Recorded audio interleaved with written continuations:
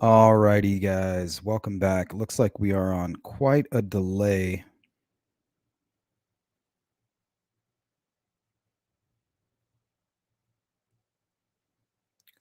But welcome back to the Sleuth Intuition channel. I am your host, Patrick Vallejos.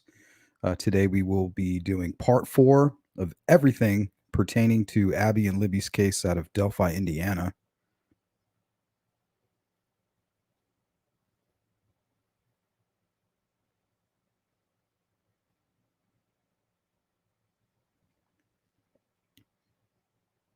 So I believe we got as far as Doug Rice. So we're going in alphabetical order.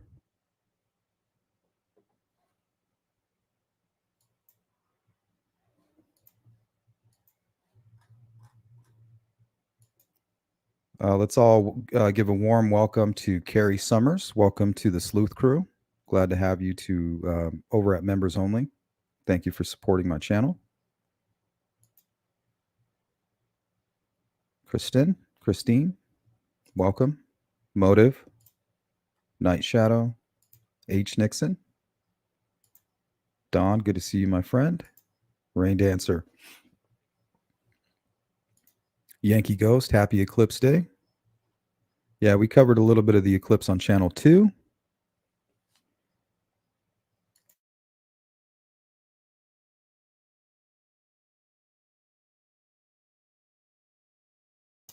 Yeah, we didn't get a total eclipse over here in Arizona, but it got pretty dark for a minute.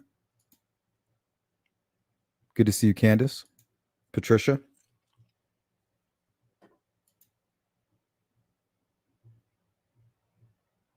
By the Missouri River Bridge, lights just came on. An owl is hooting nonstop.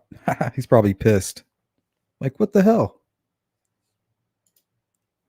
Gave him jet lag.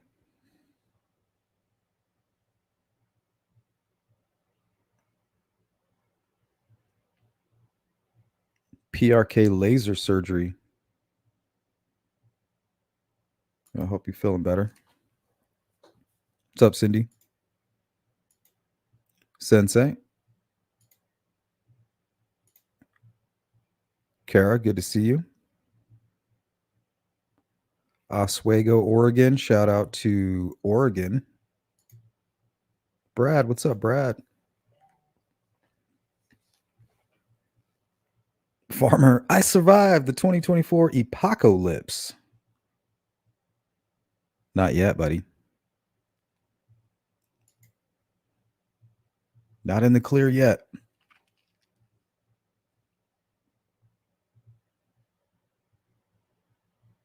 Good to see you, Rain Dancer. Ziggy, what's up? Julianne. Good to see you, Ziggy. Happy pagan holiday. That's basically what it is. To some, anyway.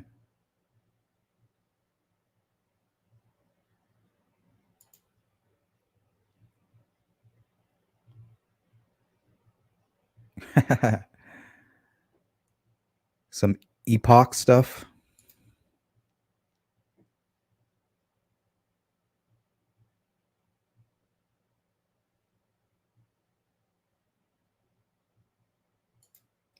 Good to see you, Julia. What's up, Kev? And we'll be opening up the phone lines at the end of the live stream for those interested in calling in and talking about some of the things that we've covered. Remember, this is number 4. We've done 3 2.5 hour live streams, and we've only gotten this far. So this shows you how much information there is to go over, especially for you folks that are new, coming in and observing what's going on with the Delphi case, and kind of because of the arrest of Richard Allen and the drama that's going on with the defense team. All of that is normal. The defense team is doing their job. I'm pretty sure the defense team is just as surprised that there's all these weird folks out there who are willing to do their bidding. They're just making things easier for them. I think they are just as shocked as we are.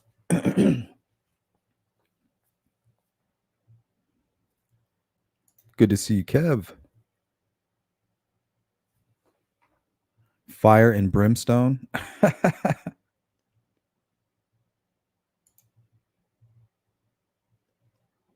That's what I call folks that get all preachy and Bible thumperish. I always say they're getting all fire and brimstone. Good to see you, Jill. It's 5 o'clock somewhere.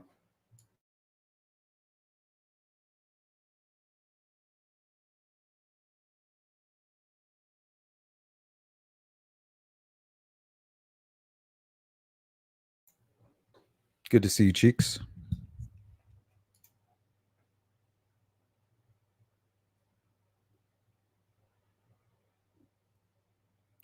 All right, Julia. Yep, we will definitely open up the phone lines. I'm going to say the last half hour. So we might take one or two calls. Okay, Molly.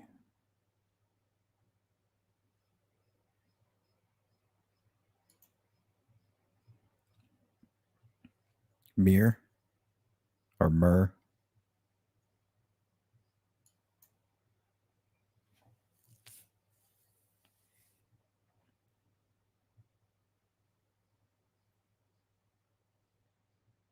Oh, I got another one for you, Farmer. Look up mana.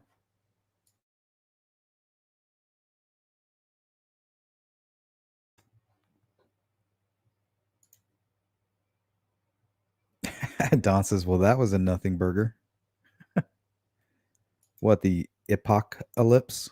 The epic eclipse? Apocalypse?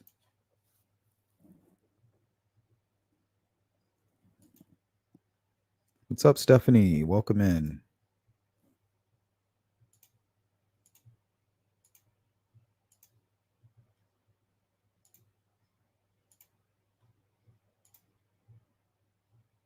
Nixon's drinking wine.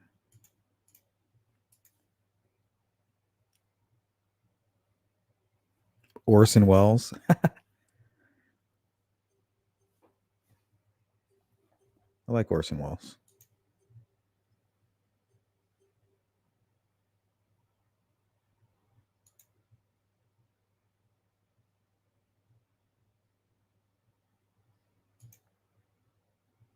Yep, Don.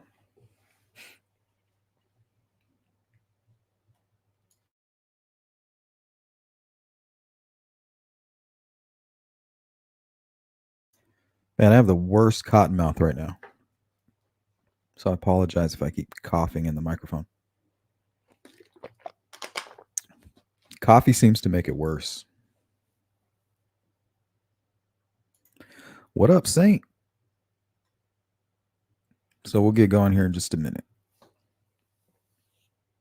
So if you guys haven't seen part 1, part 2, or part 3, we're not really going in order or any particular rhyme or reason. So don't feel lost. Don't feel like you missed out. We're just basically archiving everything that I have on the Delphi case in this series here.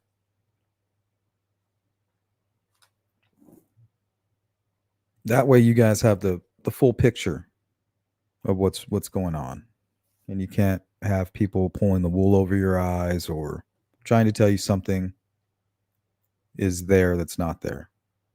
So we're just putting all the receipts up, all the information, all the factual stuff. Do with it what you will.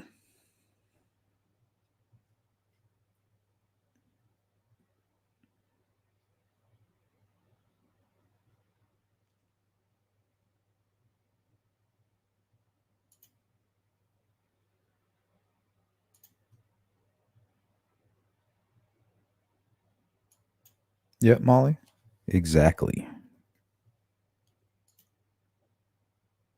What's up, Solar Chef Steph?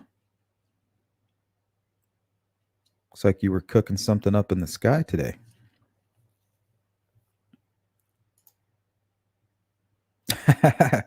Good to see you as always, D. Good to hear about your blood pressure. Damn clouds. I know. I had my camera going on channel 2, and then the sun just went too high. My camera I couldn't see it anymore. Went it was out of frame.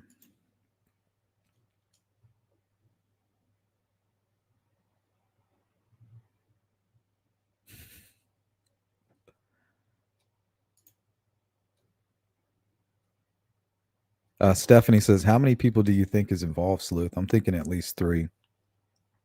I'm not sure. I'm really not.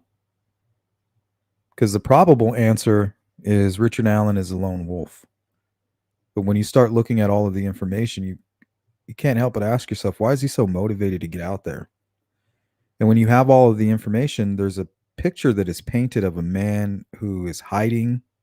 There's some kind of premeditation going on, some pre-planning.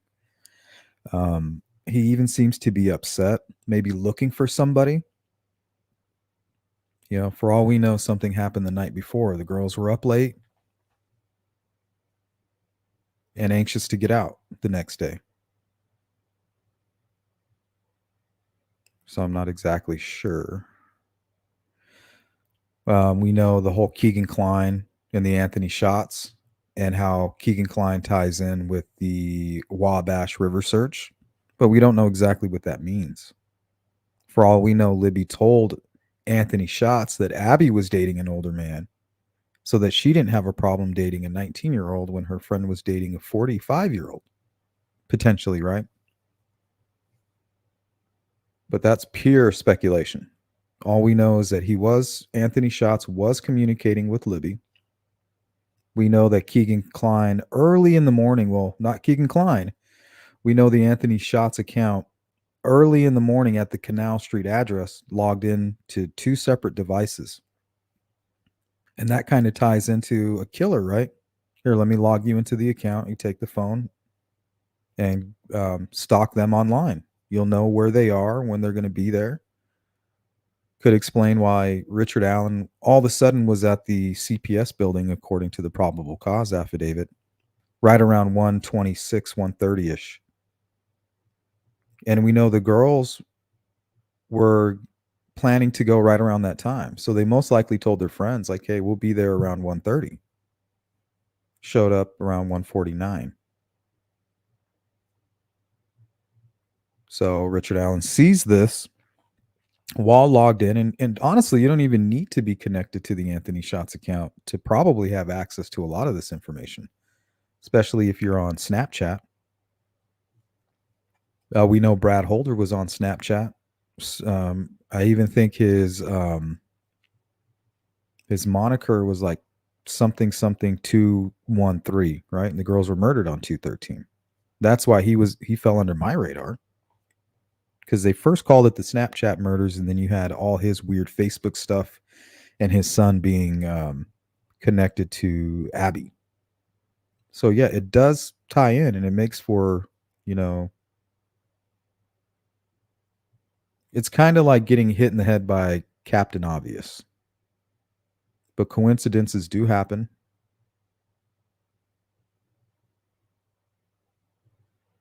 And I don't think it would be considered the same thing as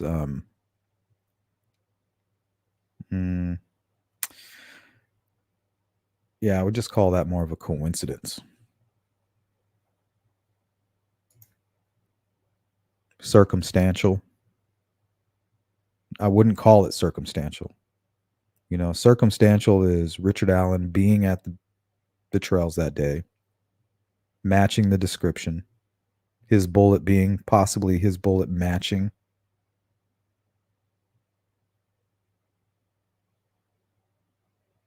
That's all circumstantial. Now, if they found the victim's blood during a search of his property, that's different. And if they didn't find anything, I'm just wondering why the defense is so anxious to get the search thrown out. They filed some documents today that are classified. And I think they're just finally doing it the proper way, because we know Nick McClellan was going to reach out to the specialists, the original specialists or experts that they hired, because they agreed with the prosecution. And that's why everybody was talking about Fig and all of this stuff, thinking that Nick was feeding him information. But Fig is just a good sleuth. That's what it boils down to, just like Doug Rice. So let's take a look at Doug.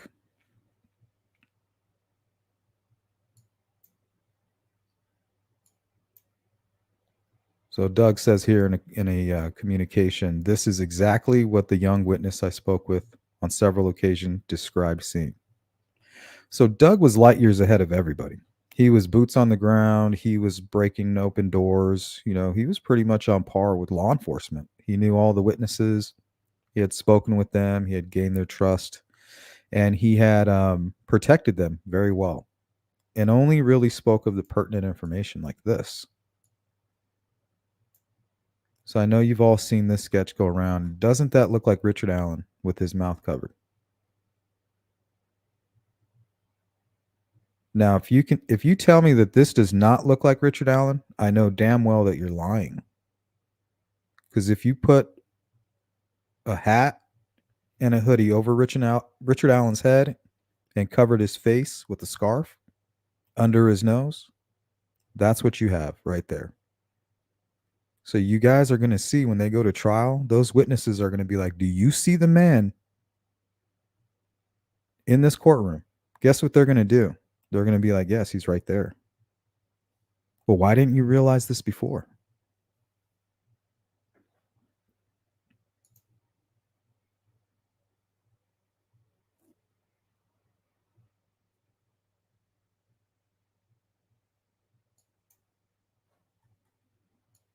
Okay, now remember, Doug Rice, God rest his soul, he's long passed away. He's left the earth a long time ago, and these are the conversations that he was having with the witnesses that will be called during that trial. If it goes to trial, right? I would like to see them explain what Patrick Westfall is doing on that tree, the way they explained it in the leaked Franks memo. I would like to see them explain it while the jury is watching the video. Now, it's my opinion that they would never do that. So either it's a red herring, or they have no intention of going to trial.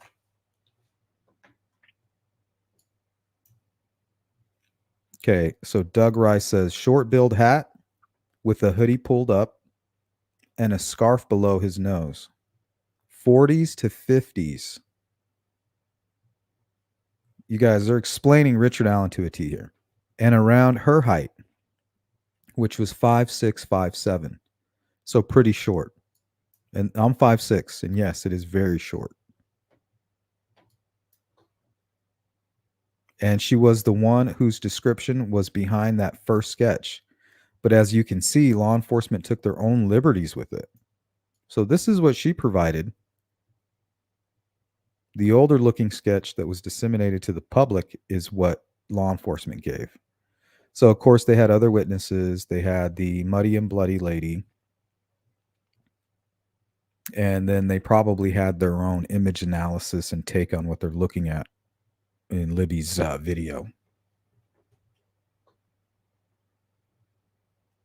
Okay.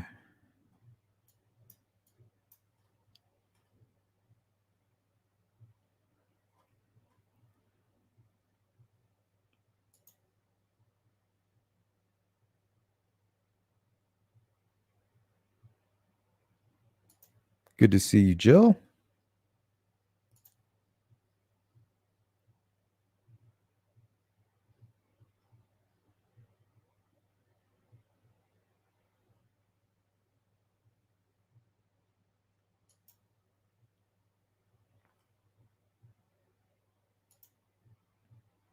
Thank you, Farmer. If you guys want to support me. Hey, True Color. Colora. 1, 2, and 3 are on my watch list. I'm trying to find time to watch them.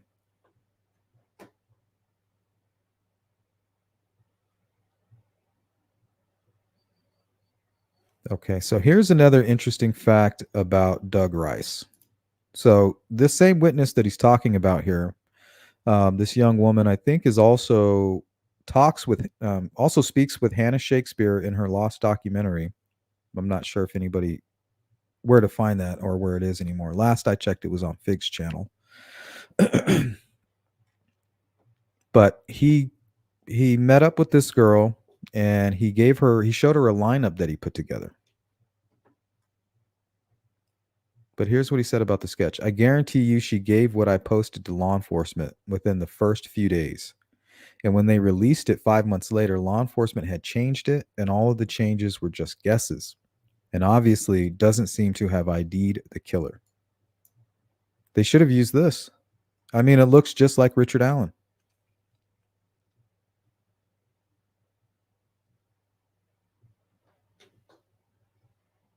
Crazy. So she gave him a lineup, something like this, right? The usual suspects.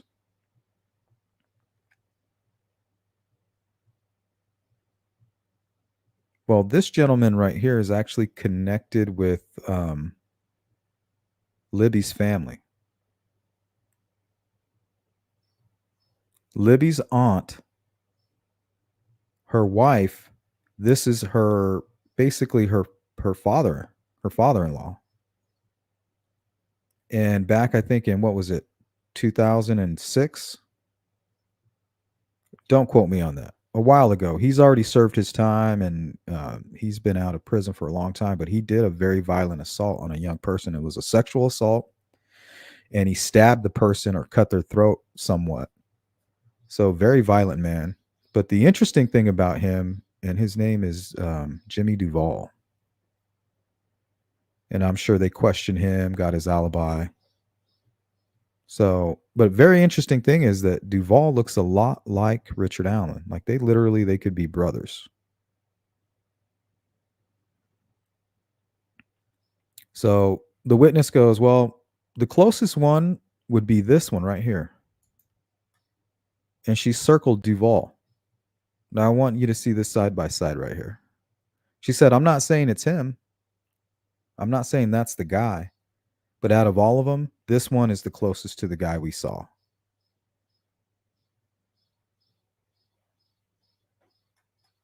Uncanny.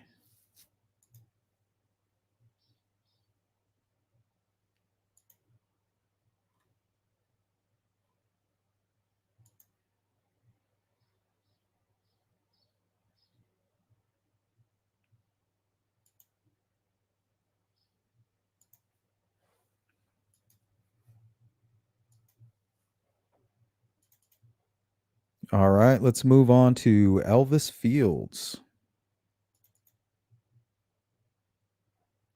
Looks like I have some audio here. Titled Elvis Fields According to the Memo. So let me know if you guys can hear this here in just a second.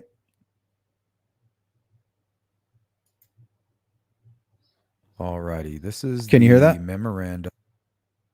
Let me know if you guys can hear that. Alrighty, that part.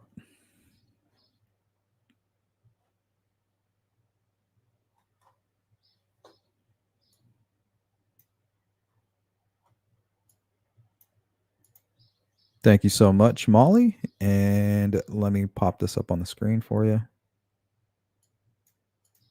Alrighty, this is the memorandum in support of the accused motion for Frank's hearing. Now, this will be the first time they mention Elvis Fields. Unified Command's failure to vigorously pursue the obvious links between the crime scene and Odinism is even more perplexing when evidence known to law enforcement demonstrated a clear nexus between Brad Holder and at least 4 other suspects: Elvis Fields from Rushville, Patrick Westfall from Delphi, Johnny Messer from Rushville, and Rod Abrams from Rushville, now living in Connorsville. Unified Command was aware that Elvis Fields confessed to his sister that Elvis was involved in the murders, even providing to his sister intimate crime scene details of which only those present at the crime scene would have familiarity. Additionally, Elvis Fields told his sister Mary on February 14th, 2017, that he was present at the killings and that he, Elvis, now had a brother and was now part of a gang. In February 2018, Elvis had been questioned by law enforcement but denied involvement in the murders. However, after being dropped off at his trailer following the questioning, Elvis turned around, walked back to the police car, and according to the police report, asked the state trooper if Elvis's spit is found on the girls, but he could explain it away. Would he still be in trouble? The state trooper that heard Elvis utter these words, Kevin Murphy, was not part of the unified command, but immediately relayed Elvis's disturbing question to Jay Harper of Unified Command. Elvis also admitted to a different sister, Joyce, that he had in fact spit on one of the girls. Elvis told Joyce that he, Elvis, was on a trail and a bridge with two girls that were killed and that he was going away for a long time. Elvis's alibi for February 13th, 2017 was also probably flawed. State troopers who weren't part of Unified Command determined that Elvis's roommate concocted a story concerning Elvis's whereabouts on February 13th, 2017. This roommate is named Rod Abrams. Abrams told a story claiming on February 13th, 2017, that he, Rod Abrams, Elvis Fields, and a man named Ned Smith were visiting a sick friend in Muncie. Unfortunately for Rod Abrams, this story conflicted with the story that Elvis Fields told law enforcement as to his, Elvis's, whereabouts on February 13th, 2017. These shady alibis were relayed to Unified Command. These shady alibis will be further explained in the body of the memorandum. Furthermore, Unified Command knew that on February 1st, 2018, Elvis's sister passed a polygraph examination when asked if she were telling the truth about what Elvis had confessed to her.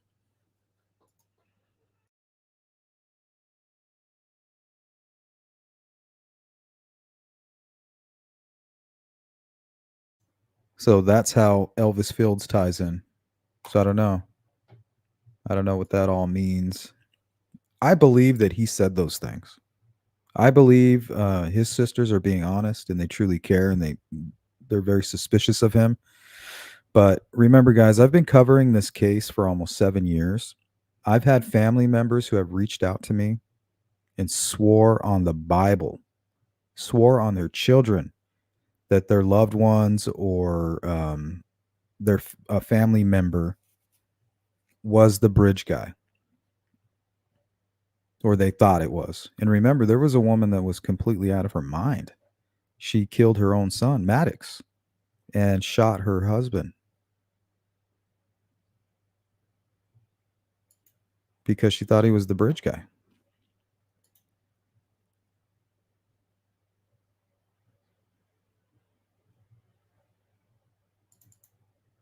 Okay, so now we are on the emails about the leak. So these are the emails between all Judge Gold and her and all the attorneys.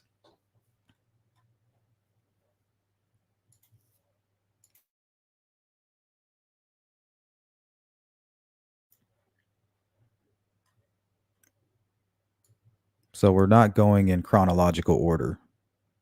We're just going in alphabetical order, covering everything that we have. Might be a little ski wompy. Good to see you, Beach Fairy. Welcome in, Anna.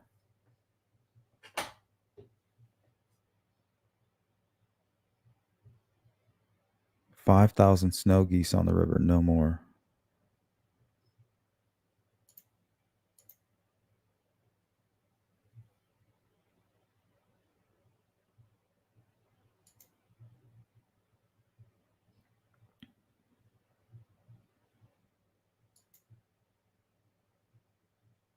Beach Fairy says, I think my membership expired this morning. Uh-oh. Here, let me see if I can give some out. Maybe you'll get lucky.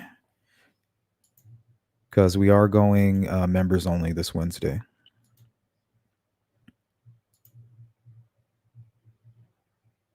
So give me a minute. I have to open it up over here.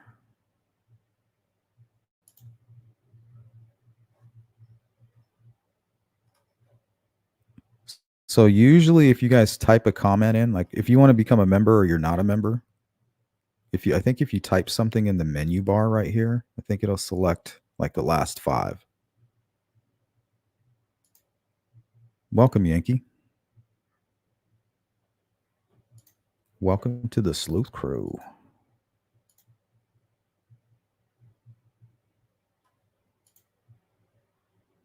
Use Memory Saver in Chrome.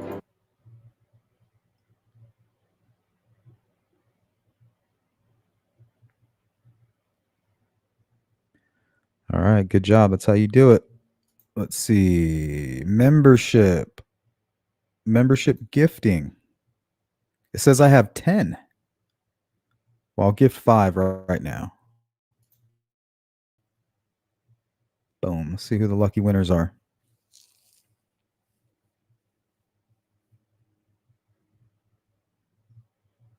Jill. Jill got one.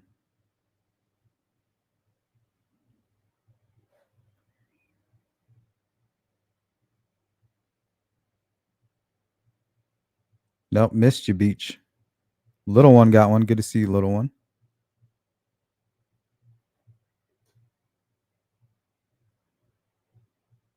Cynthia, good to see you, Cynthia.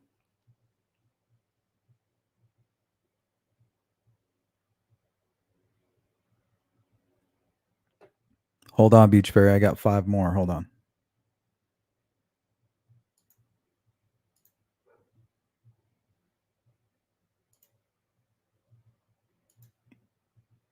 All right, no whammies.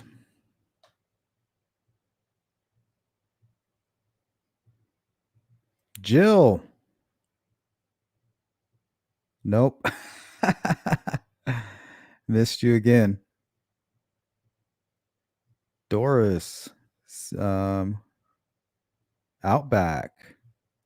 Sarcastic Leo. And sees through. Sorry, Beach Fairy. We tried. Hey, Spy Guy.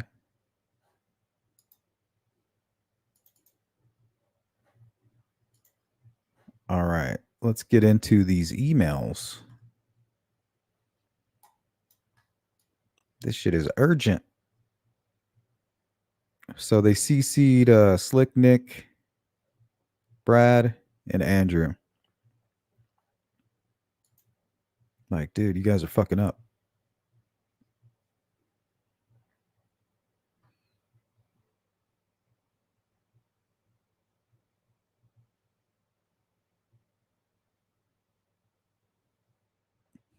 Anna, I don't know if that is problematic. And it might explain why they were asking for the driver of a vehicle, because maybe maybe the owner was in the passenger seat, or they could see that the passenger was the bridge guy or something. There's something unknown.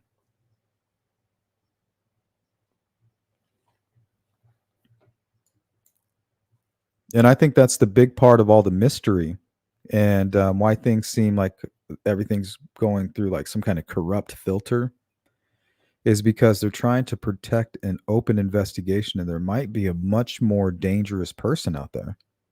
I know it's not likely, but it's possible that law enforcement has known this for a long time. They have known, hey, we have the bridge guy who, although very violent and will be charged with murder once caught, really was only part of the kidnapping team, or the kidnapping part of the plan that ultimately led to the murder, but they weren't the ones wielding a knife or whatever.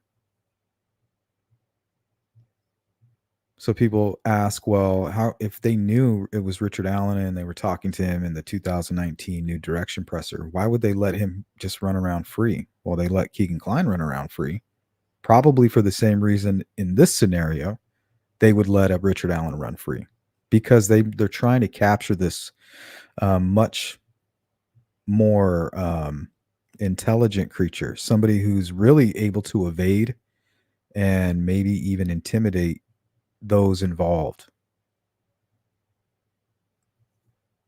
You remember those old thriller movies where the murderer commits a murder, realize that it was witnessed, walks up to the witness, takes their driver's license. What do they say in the mobster movies? You might know who we are, but we know who you are, right? And they take the license. Nobody's going to say anything. They're terrified, especially if you know this person is a certified killer.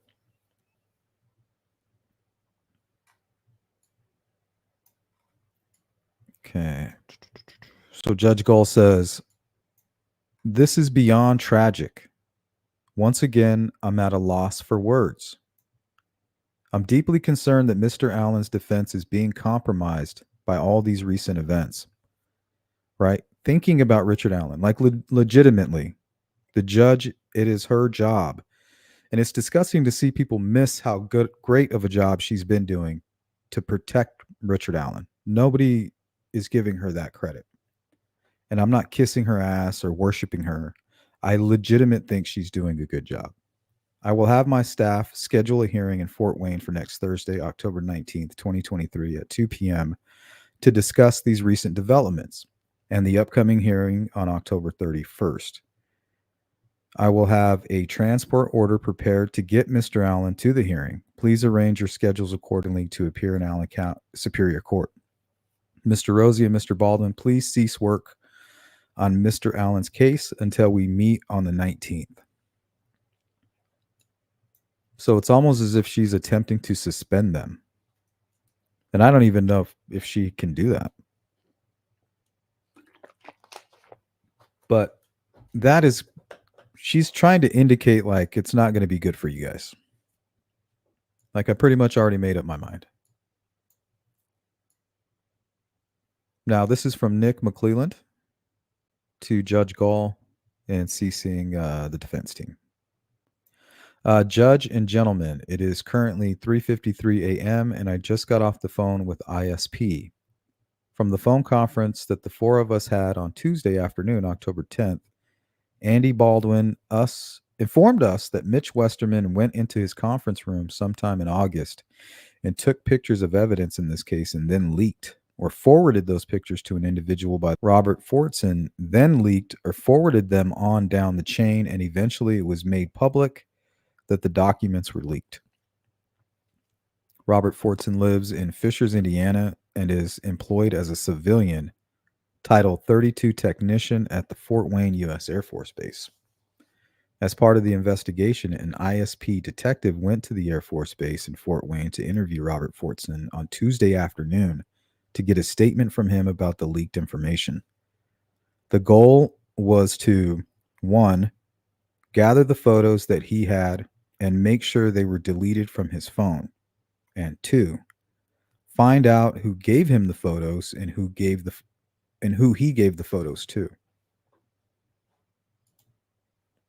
Robert Fortson met with the ISP detective but refused to answer any questions and stated that he wanted an attorney. Soon after that, we had our phone conference between the four of us at 10 p.m. last night.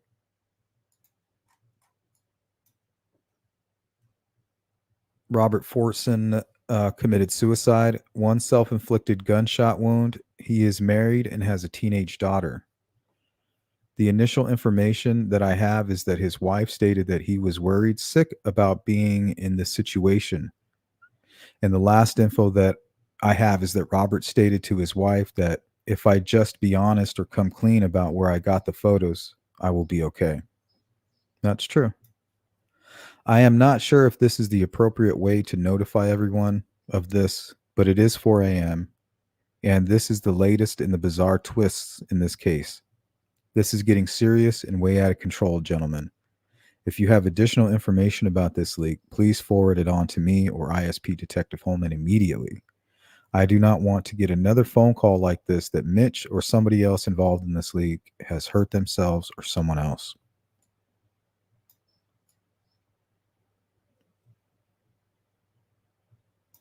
All right. And then that morning, there's a response from Goal at 11:05 in response. Good morning, gentlemen. Thank you for passing this troubling information along to me. I am quite disturbed by this new development. Since Nick has been made aware of this information, I am making some assumptions that I would like a response to.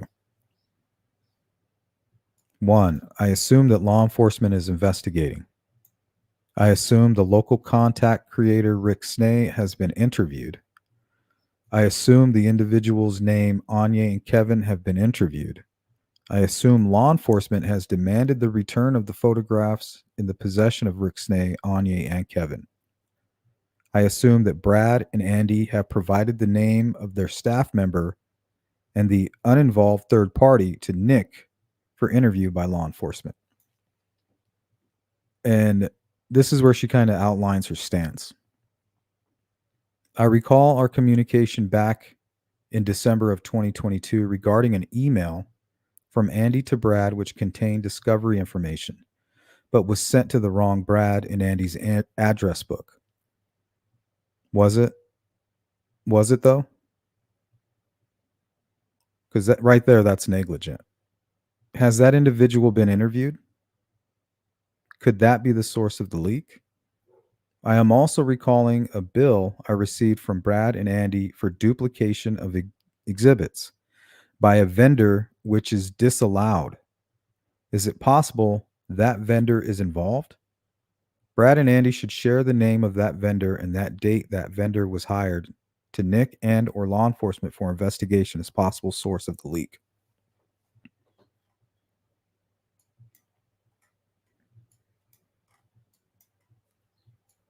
These local content creators are not journalists and have no right to claim any type of privilege. They should divulge to law enforcement who they got these photographs from to allow law enforcement to continue to investigate. The photographs must be returned to law enforcement.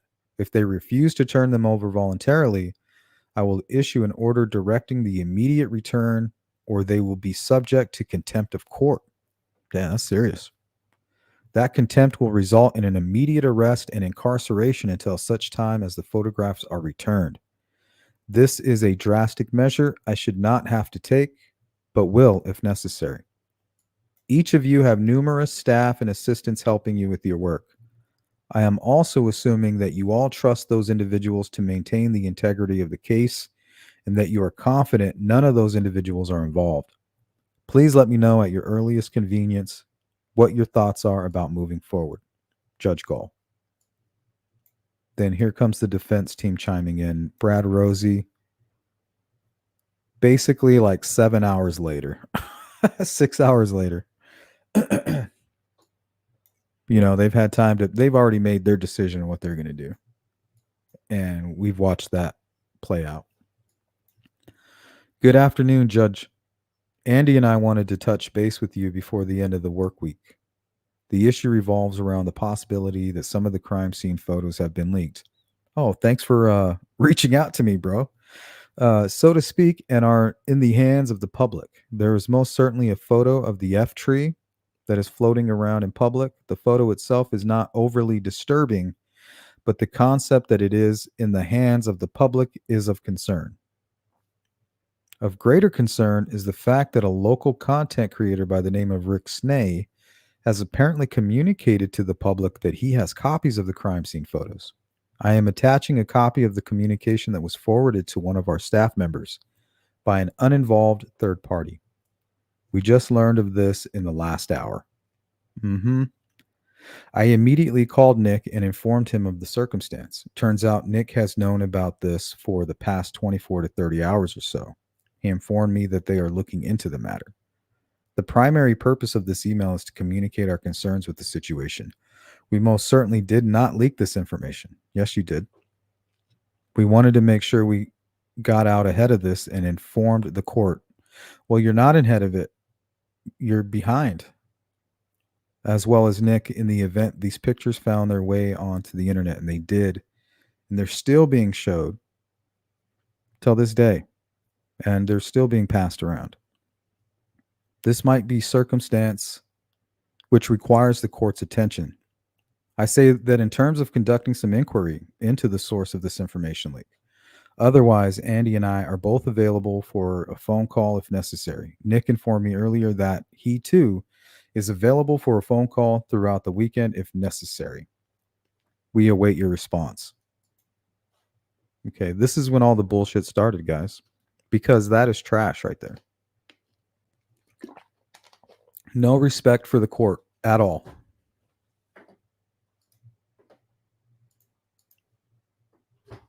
And that's not good for Richard Allen.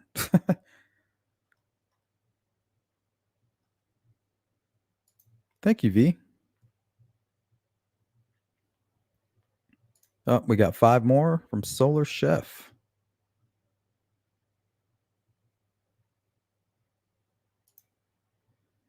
Good to see you, Cynthia. Olivia. Welcome in, everybody that I missed. I think I got you sees through.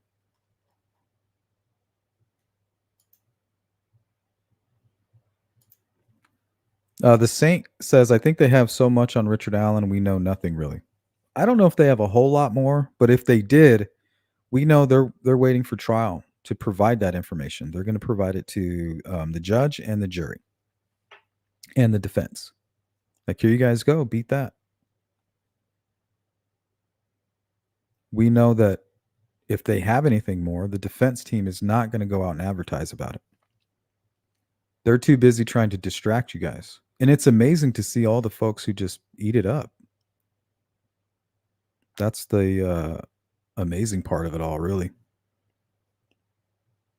The defense is just doing what they do. If you go look at the Rex Heuermann case, they're doing the exact same thing.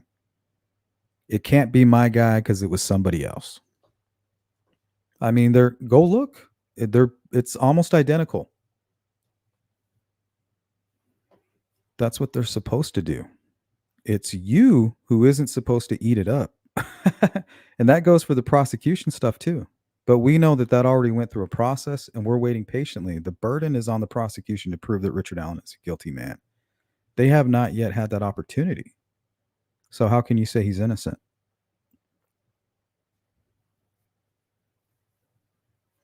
All I see are parrots. I feel like the defense team has an army of parrots.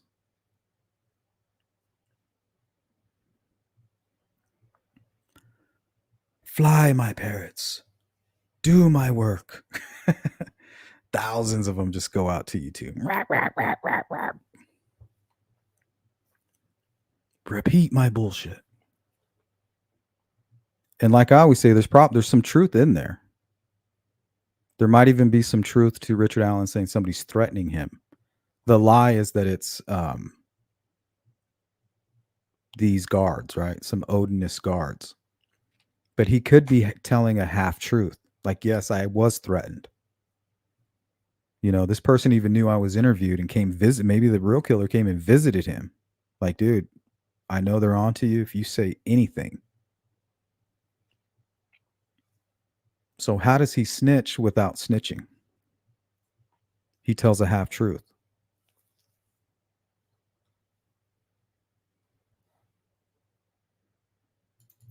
Okay, now we have the Erskin texts. Now, these are from way, way back in the day. And is a good example of the human element in any case, the way misinformation and just having parts of the truth and then maybe even the human element of him wanting to embellish, making himself seem more of a larger piece of what's going on for the sake of the communication or the exchange.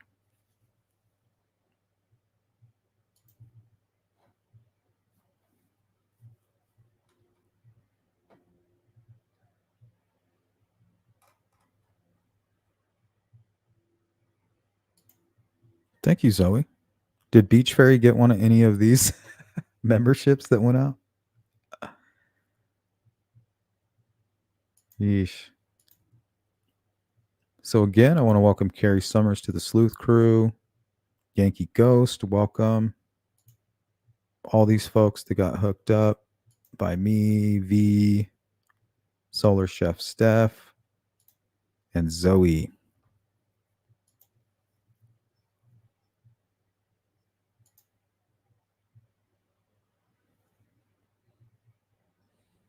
Yeah, exactly the same.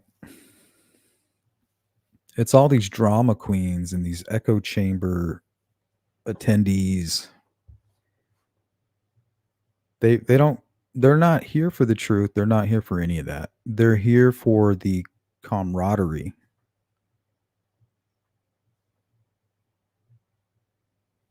for the fellowship. We're both fucked up in the head. Let's join a cult. Hey, you think like me. Thank you for giving me a voice. Everybody else calls me crazy. I've been blocked everywhere else. Thanks for accepting me. Uh,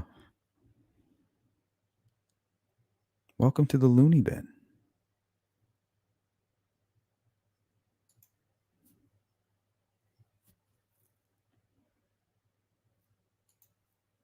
What's up, Frank Meister?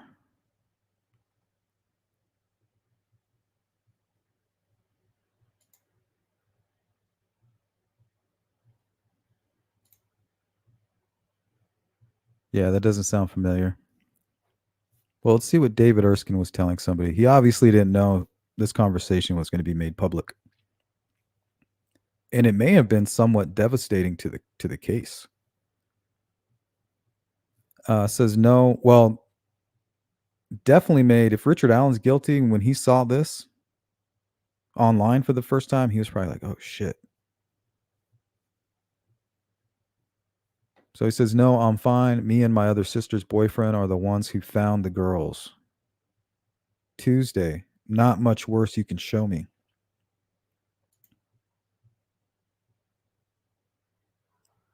They left a part out right here.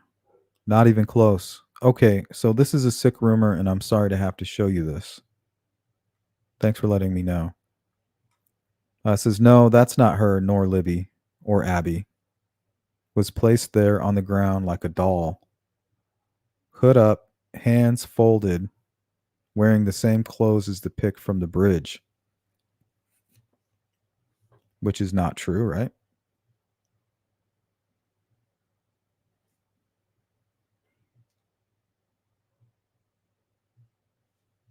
Unless law enforcement did Photoshop it. Maybe they did. That way, maybe if they saw something online, somebody saying, well, that's not what she was wearing. She was wearing a Delphi swim team hoodie. How did you know that?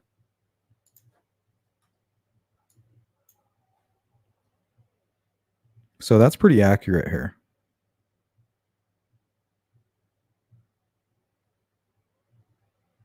Hood up, hands folded, wearing the same clothes, except for the same clothes part. So this kind of leads me to believe that he wasn't a first-hand witness, probably seeing from a distance, while those who actually found the crime scene walked by and kind of mentioned certain things. Mixed with secondhand info. Coroner's report stated everything was over by 3:30. No rape. But I was told the report was not released. Becky Patty told me the families have not been told whether they were S8 or not. Erskin says, and she lied to you. Also, that Abby survived until the next day she tried to crawl away. They were not bounded. They were touching, but not tied together. So we know that they weren't touching, right? They were about 2 feet away, but their feet were kind of close together. Abby was dressed. Libby was nude. Libby's top half was covered with leaves and sticks. So whoever came upon the crime scene, and this would have been probably way before any photos were taken, it's likely that's more accurate to what the crime scene looked like before anybody tampered with it. And you're not going to see that in any of the leaked photos, but when they go into that courtroom, and the defense knows there's more photos, most if they exist, right? if there are photos with sticks and a whole bunch of leaves, the defense knows it, and they know that those weren't the ones that were leaked. The ones that were leaked are the ones that are going to help their case. Because typically you would not want to leak crime scene photos. It would hurt your client. It would hurt the defense. It always does. But in this case, it's different because it's a strategic leak. It's not going to show the leaves, or it's not going to show this. It's only going to show bits and pieces that fit into this narrative. Says correct. I don't know why she was nude, but I read the coroner's report. The only DNA would be from Libby's fingernails. She fought like hell. Now, there's absolutely, if there was sexual assault that occurred, there's absolutely no reason that the family would know and why Erskin would know. So this is going to be another piece of information that only the killer or killers would know.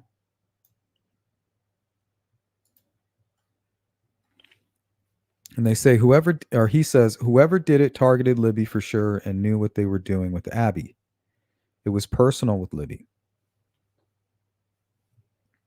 Yes, I heard Libby had most of the injuries, but it could be that she was trying to defend Abby.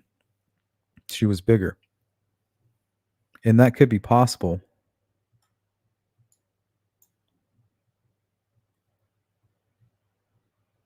Libby's head was an inch away from being taken completely off. Abby was stabbed in the heart and artery in her neck. So I don't know if that's accurate. That might be him adding a little bit of embellishment or something.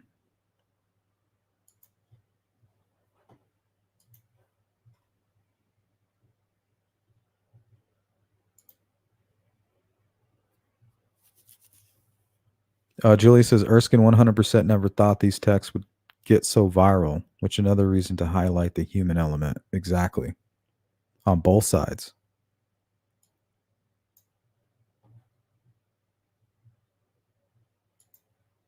Hey, good to see you, CD. Welcome.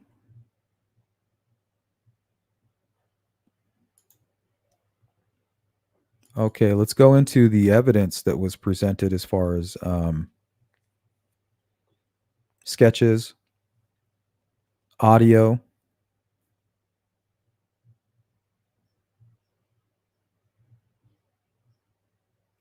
Where to start? Okay, let's go to the first audio that was ever released.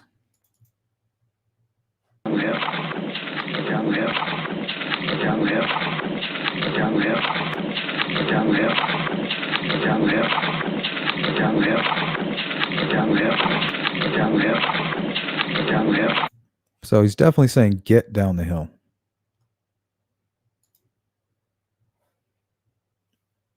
Hopefully you guys are able to hear that.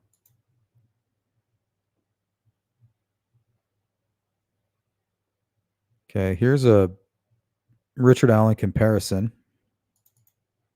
Guys, down the hill. Guys, down the hill. Guys, down the hill. Guys, down the hill.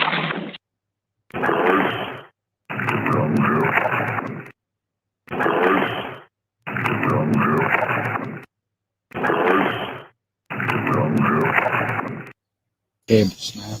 There's the word shirt coming up. Guys, down the hill. Gabe snap. There's the word shirt coming up. Guys, down the hill. Gabe snap. Guys, There's the word shirt coming up. down the hill. Gabe snap. Guys, There's the word shirt coming up. down the hill. Gabe snap. Guys, There's the word shirt coming up. down the hill.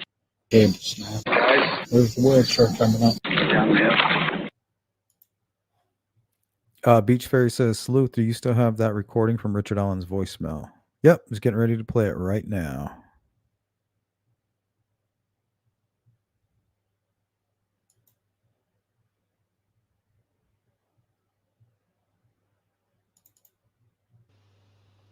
Please leave your message for Rick.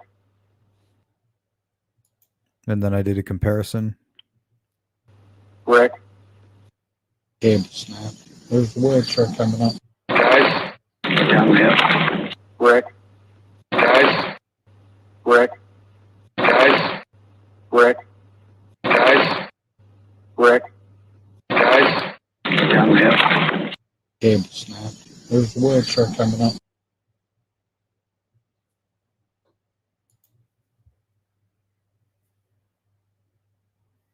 And then here's the one I cleaned up. Guys. Down left.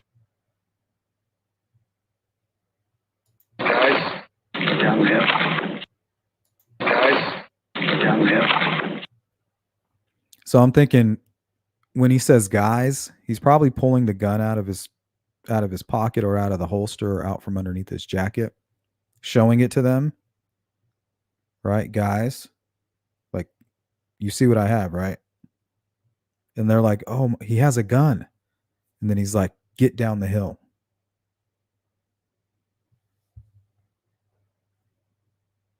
And that's when the phone probably gets hidden right there.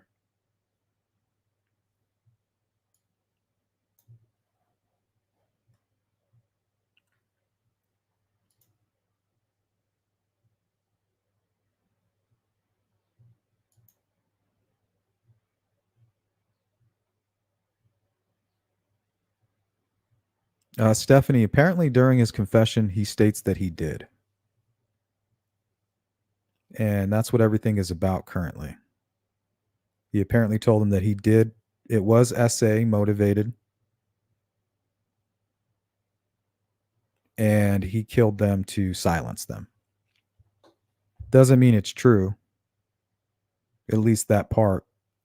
I think there's more to it.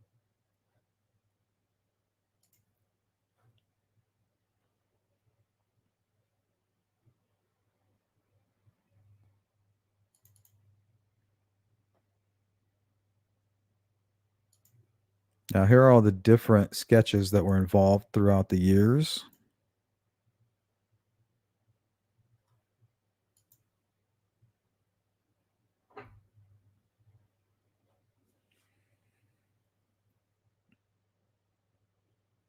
So they obviously took this one, which was the best, and gave him a goatee.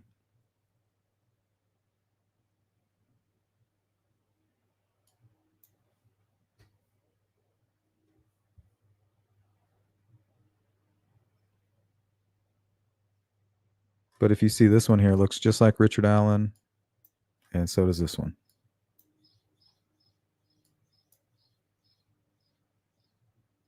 That weird nose.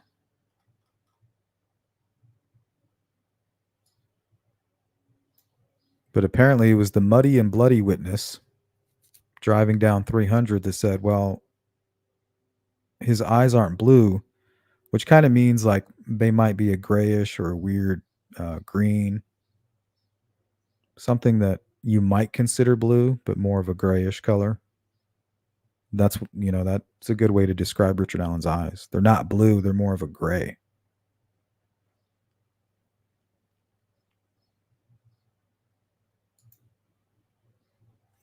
Apparently, Stephanie, from what I understand, that's what he told to his medical staff.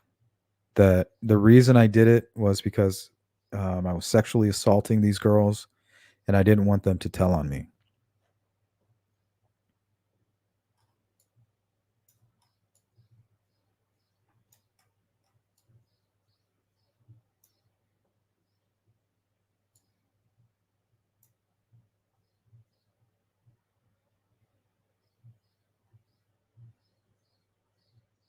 See, if they would have just stuck more with this,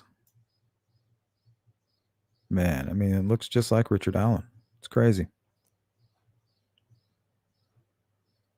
But this one looks like one of the Holder boys.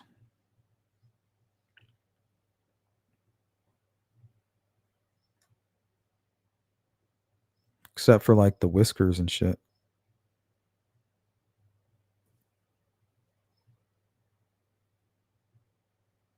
But it does have a resemblance to Richard Allen too. But for me on these ones, it's the nose. He has a weird nose and it looks just like that. And you can even see it in the video.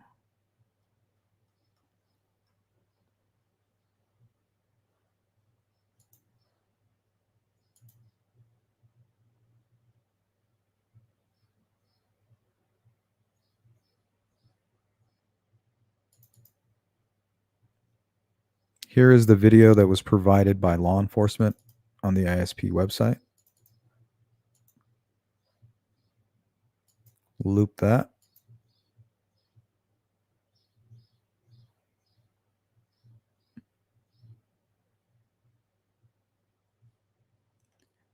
And now watch the brown object. You see how it flops? That's exactly how what a gun does when you're walking with it in your holster and you have it where he does.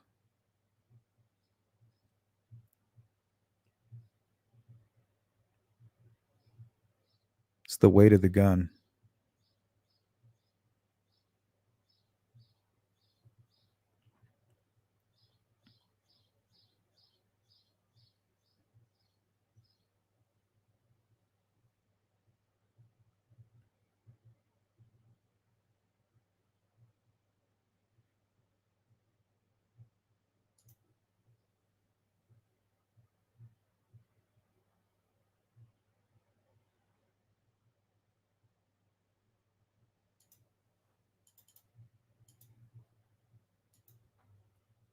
So that was all the evidence that was presented to the public.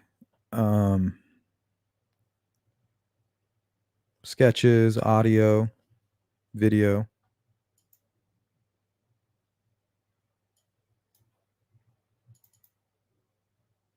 Let's go to my latest analysis just for the video part. We'll look at some of these photos and move on. I just want to show you the nose I'm referring to. See it right here sticking up?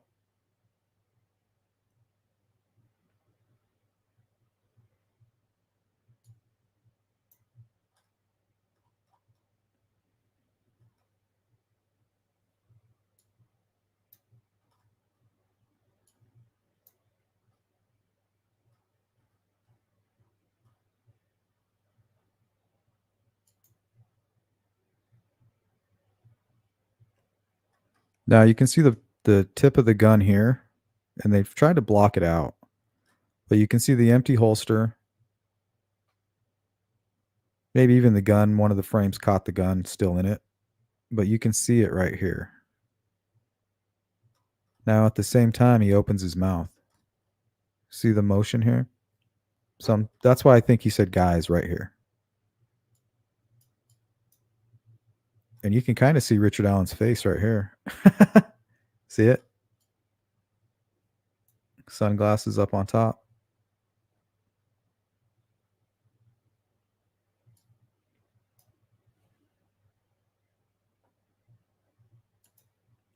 Thanks, Saint. You guys see that right there?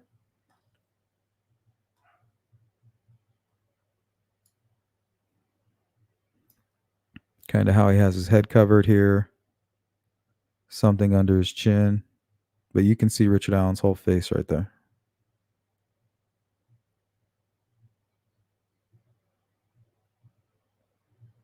Sunglasses.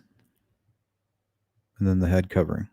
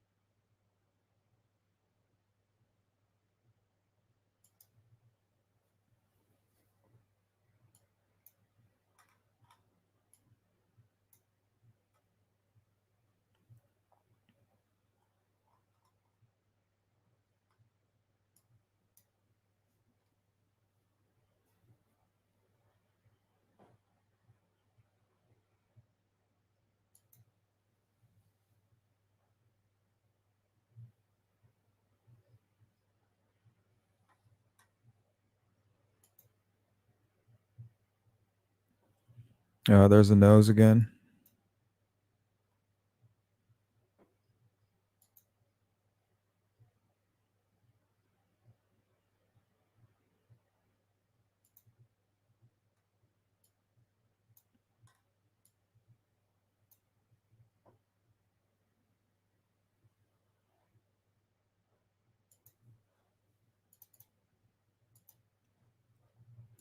All right. All right, let's move on to the Hitchhiker. This is the Hitchhiker rabbit hole.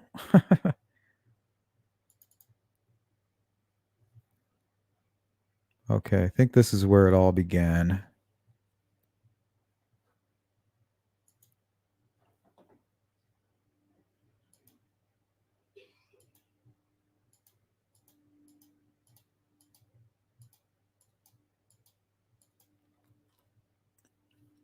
Okay, posted to Facebook February 15th, 2017.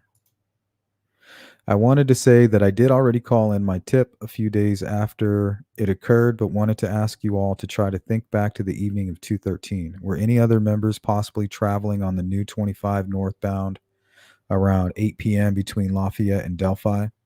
Please search your memory, as I think I might have some real significance. I wanted to share an eerie encounter I had that evening, but I will not share exact details as of now, as I would hate to have anyone just parroting what I saw, as this will not help the investigators to look into it harder. So let me tell you in very general terms of what I experienced. I work in West Lafayette and was on my way home around 8 p.m. on 213, traveling on the new 25 northbound. First, I came across a possible work vehicle with its four-way flashers on, parked in the grassy median area. I say work vehicle because it has a possible logo, which I reported to the best of my memory along with the vehicle color and type. Although I still can't say for sure, even now, what the make might have been. I slowed to make sure it was not an accident and did not see anyone with the stranded vehicle in question. So this was a Reddit post, and you guys can easily find it. And the actual person has been identified. Miraculously, he was a convicted sex offender on the registry and everything. But apparently he was too far, and he had no connection to the murders.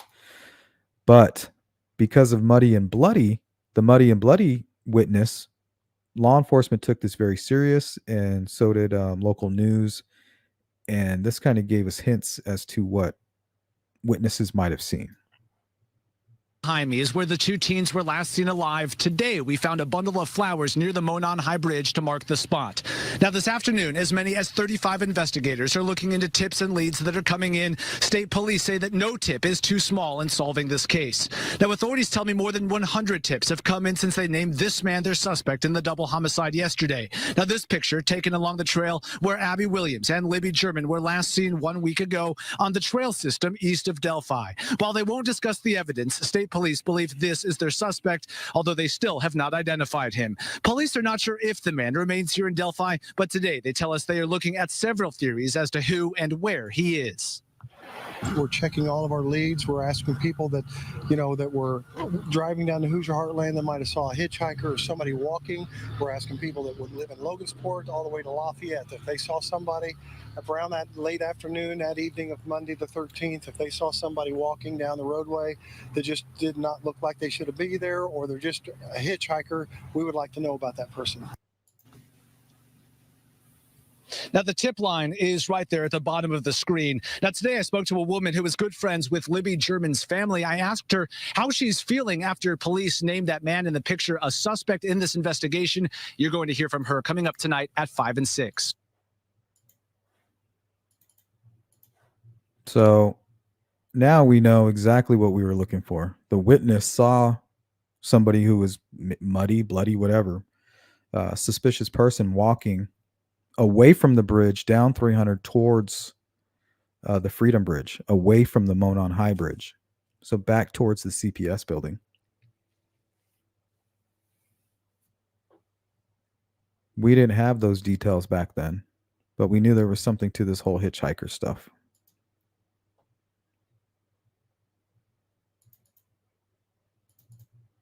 Let's see. The Hoosier Harvest Store.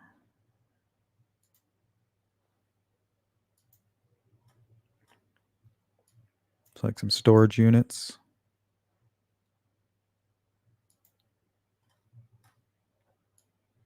This thing's got cameras all over the place. There's one right here in the front.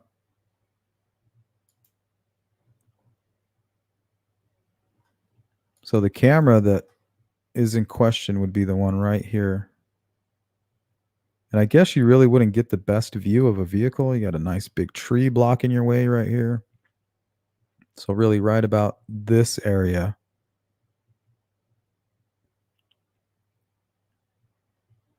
And I just don't understand, why the hell were they asking about the driver? Did they have the license plate number and they really just couldn't do anything with that? I just don't understand all of that part. I don't get it.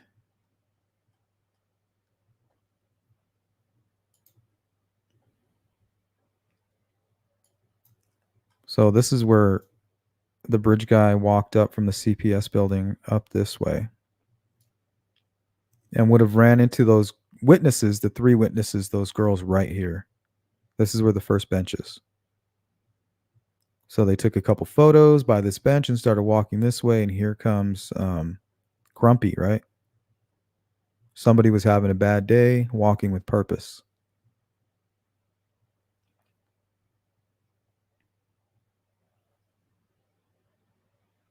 Now, this man 40 minutes later would become a murderer when they had no clue.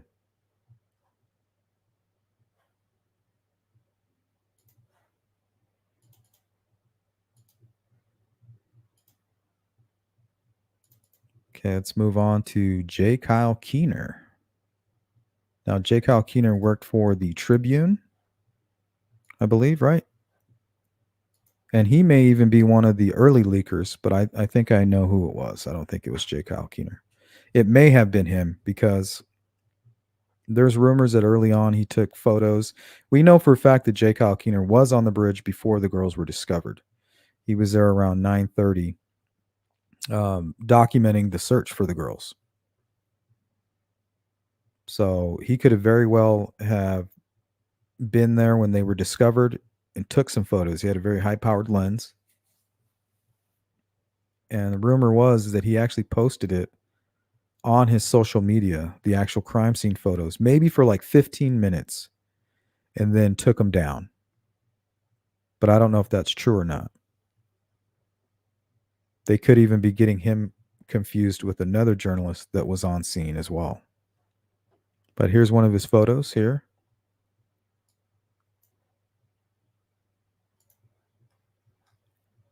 He also took this photo.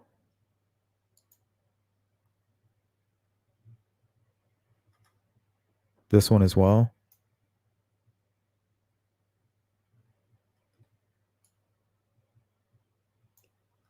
So if he's here with that high-powered lens, I mean, the crime scene is just right above Tony's head. So that could be part of the leak too. But before there was other people down here taking photographs and stuff before the girls were officially found by law enforcement. So if anybody's leaking photos, it's either J. Kyle Keener or the other guy that we'll mention a little later on.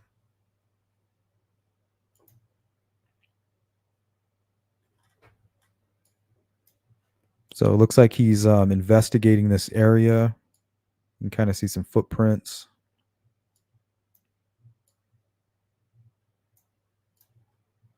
Seems disturbed right here.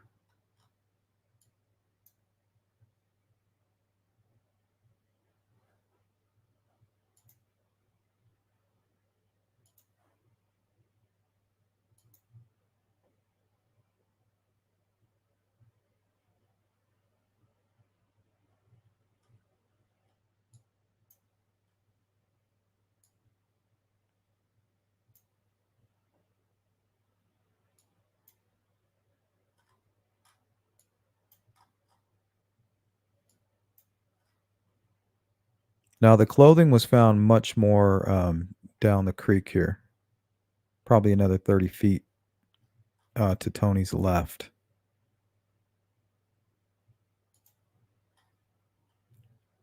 So these are some of the photographs that were taken before the girls were found. This is around 9:30 a.m.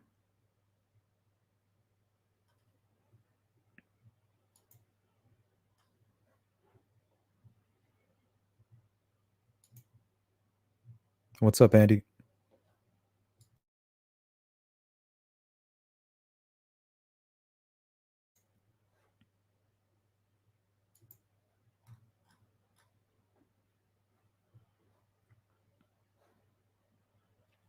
Some more photos by J. Kyle Keener.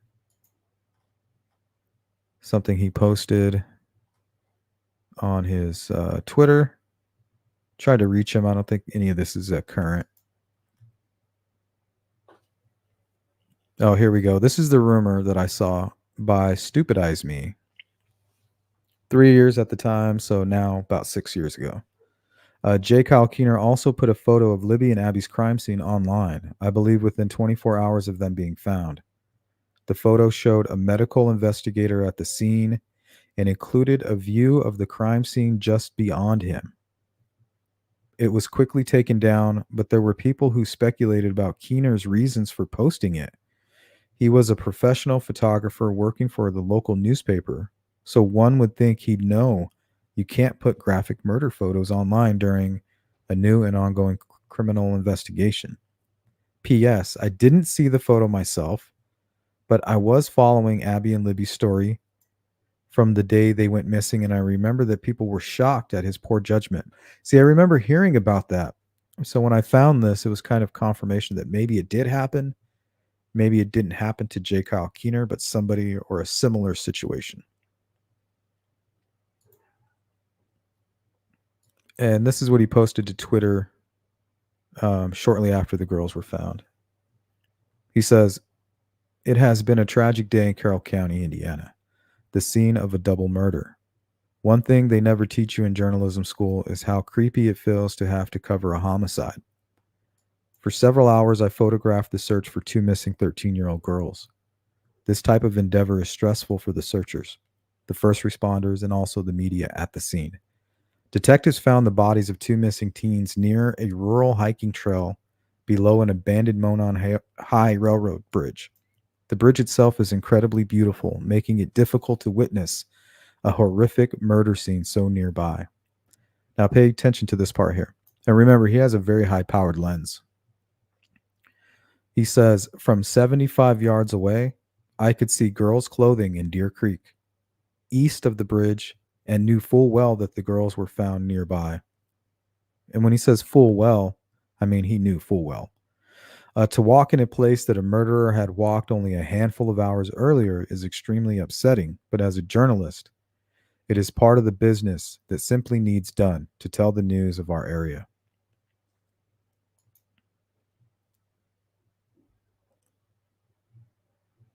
So he photographs these two gentlemen were coming from the south end of the bridge around 9:30 a.m. Here's a close-up.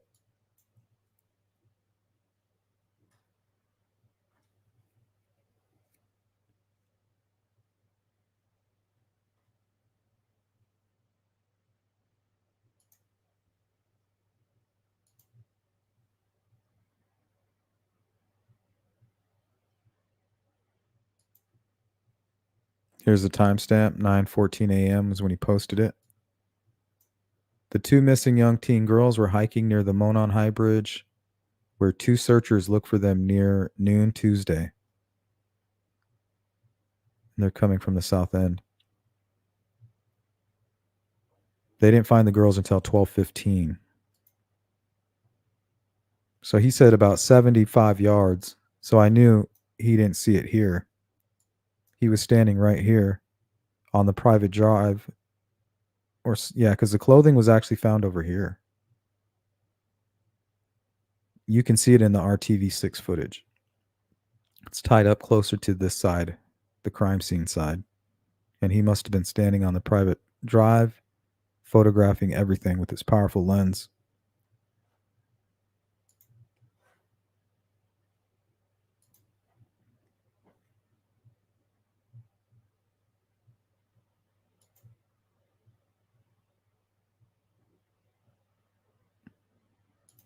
All right, let's move on to James Amell.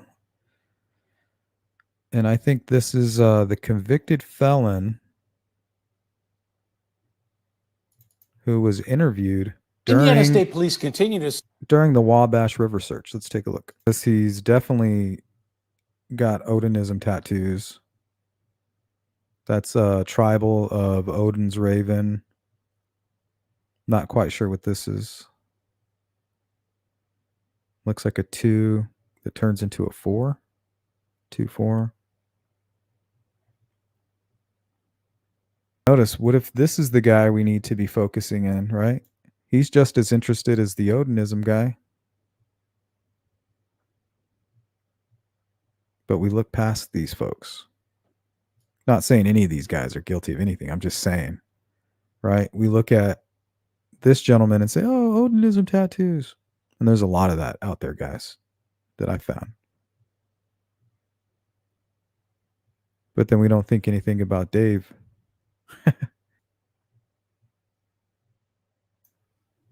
Oh, that right there is a Greek letter. Yeah, I'm not sure what this is. Might be somebody's name. Carrie, maybe? CRR. Yeah, I think that might be a name.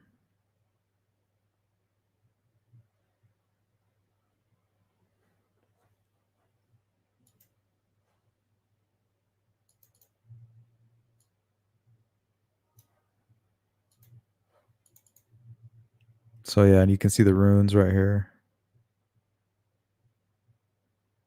The letters.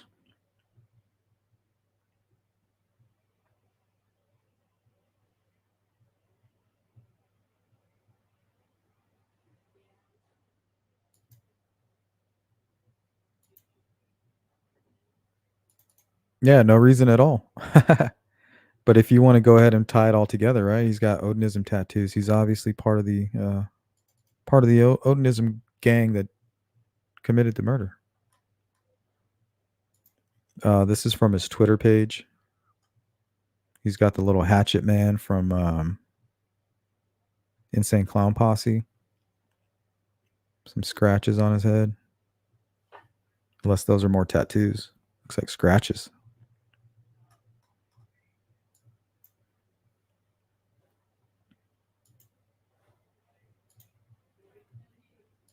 That's James.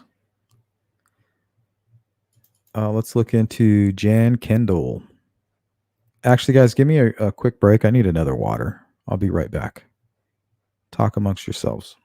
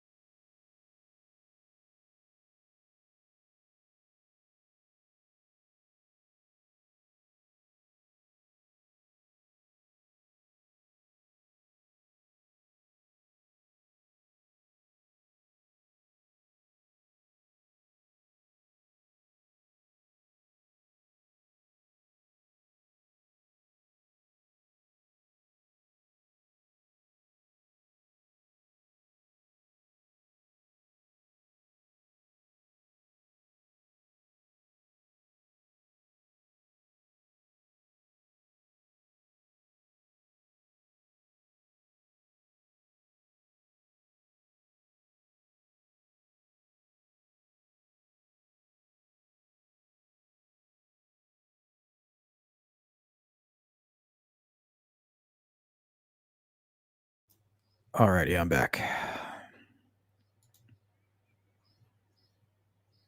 Okay, so the person you guys are looking at here on the screen is a former Indiana law enforcement officer and friend of Keegan Klein's father, and maybe even Keegan Klein.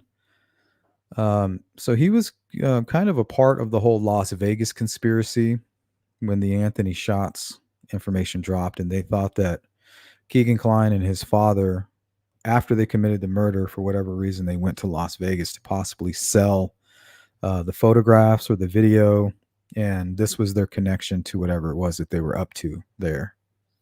But there's no proof of that, and there's no proof that he even knew that Keegan was a chomo. But it looks like he worked at Chrysler with Keegan's father. 68 when he died, August 4th, 2018.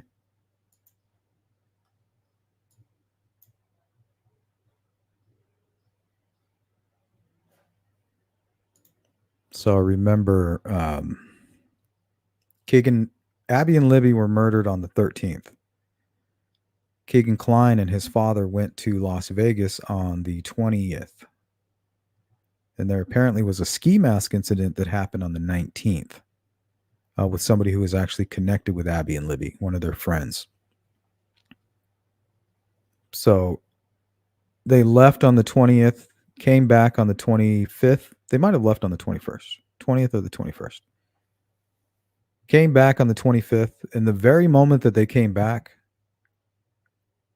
there was a search warrant that was served on their home. Not for child CSAM, not for anything else, for the Delphi murders. They kicked in their doors for that case. That's when they discovered the CSAM stuff. So remember, guys, the only reason that Keegan Klein was ever on anybody's radar was because of the Delphi murders. That's why they were interested in him.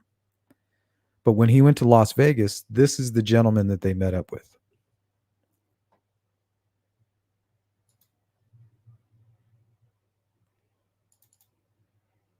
And here is another screenshot here.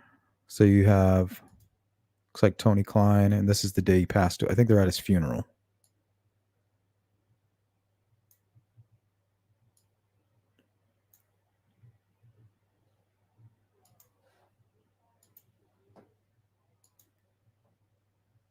So some of this stuff might become relevant later on.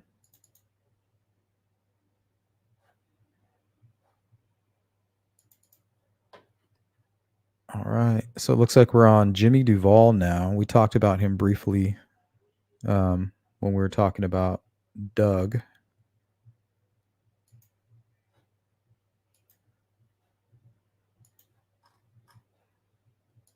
So here's an old article about it.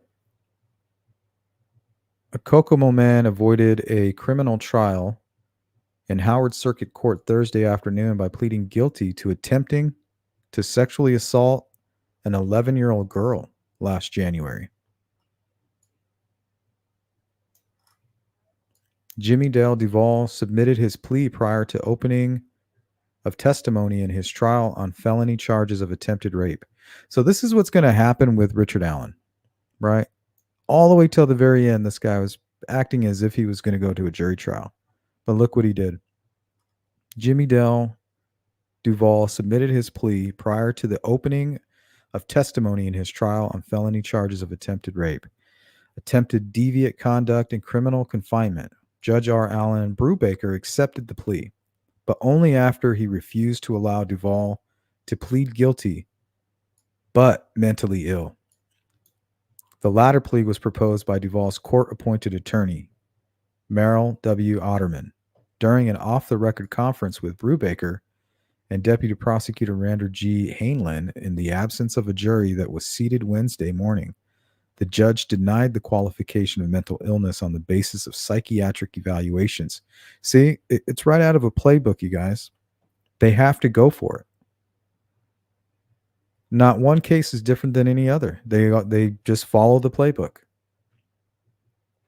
The qualification of mental illness was determined from the plea after a private meeting between Hainlin and Otterman. It was in the meeting that an arrangement in which Duval pleaded guilty to an attempted rape in return for dismissal of the other 2 charges, was arraigned according to Heinlein. He added that the agreement also was approved by the victim and her family, which I think sometimes is what the prosecution will do. They'll ask him, hey, they don't have to, but they will sometimes. So there's a little more background on Duval. Now remember that Libby's aunt, that Jimmy Duval is her father-in-law. So very close. And I'm sure he was looked into.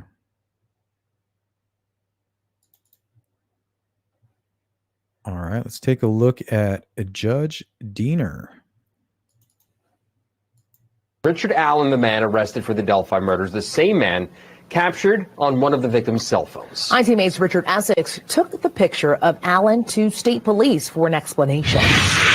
Allen was charged. The statute that he's charged under, the murder charge, also indicates that to have that charge, he has to have committed another crime like rape, child molestation, human trafficking, something along that line. Is he charged properly? He is. And those questions will be answered in due time. And they certainly should come from the prosecutor, not from me. Right. But eventually, when that PC is released, it'll be clear. In 2019, Indiana State Police released a sketch of a man thought to be a suspect in the murder of Abby and Libby.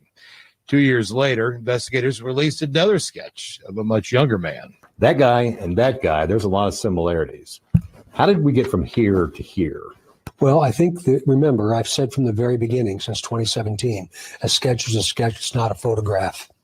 That's the first time I've seen that. Really? Yeah.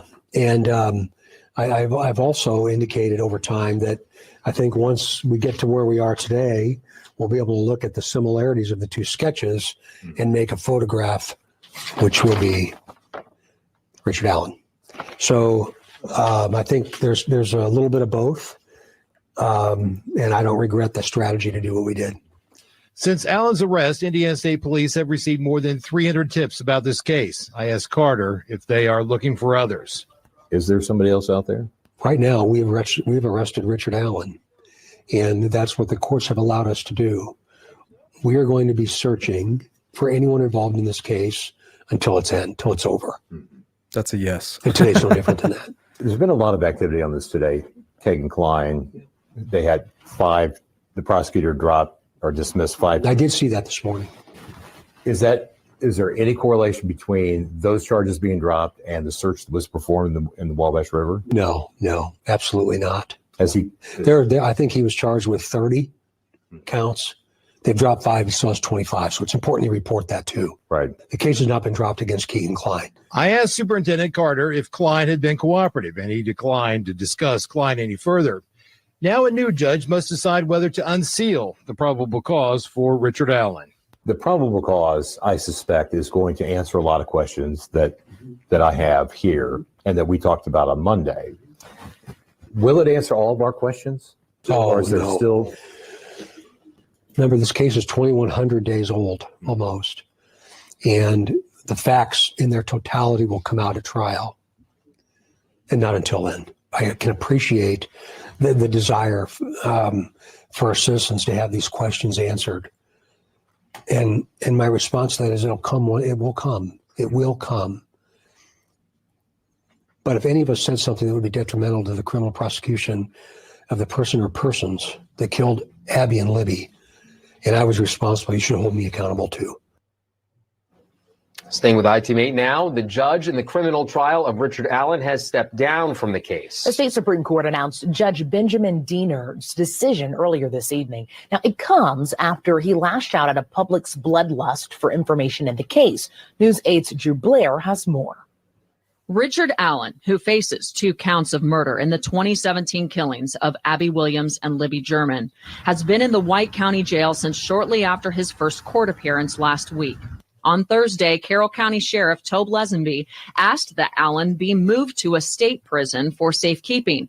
He stated that the sheriff's office cannot provide the services, attention, or supervision necessary to ensure, protect, and guarantee the safety or security of the defendant, staff, or facilities. Judge Benjamin Diener granted the request that morning as part of a highly unusual 2-page order that lashed out at attention and media coverage of the case. Diener wrote, "The public's bloodlust for information before it exists is extremely dangerous." He continues with, "All public servants administering this action do not feel safe and are not protected." And the defense weaponized that bloodlust. We'll go ahead and weaponize that real quick.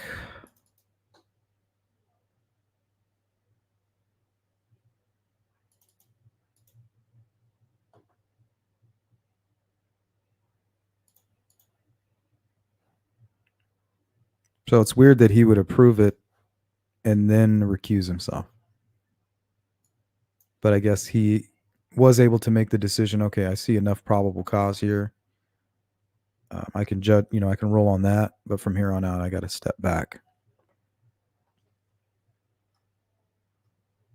This is from 2019.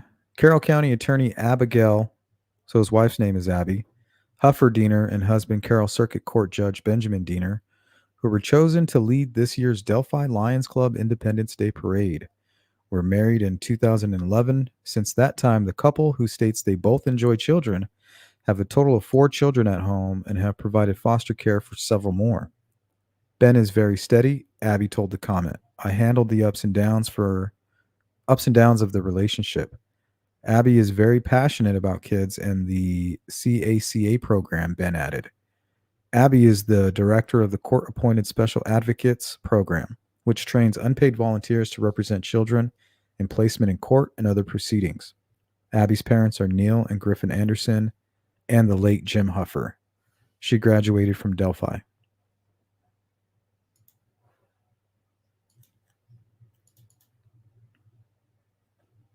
So he definitely has political aspirations. Here's another article which might have a reason, might be a good reason for him not to be involved.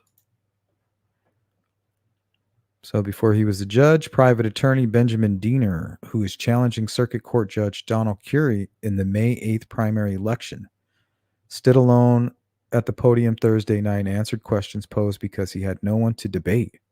Curry explained in a letter delivered to the event with instructions that it has to be read, that he is a volunteer assistant track coach for Delphi Community School Corporation, and he was obligated to coach a track meet which was scheduled prior to the debate invitation.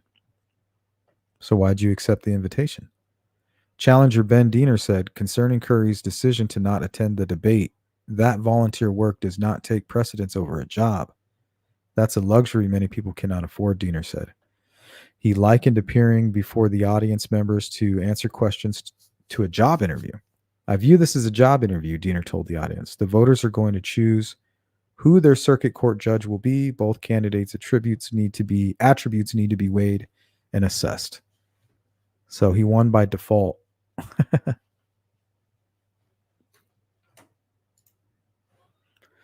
Mr. Bloodlust himself.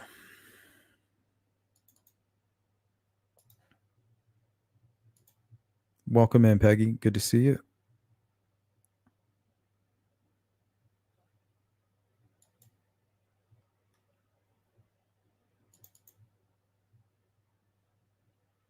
All right. So we made it to Keegan Klein.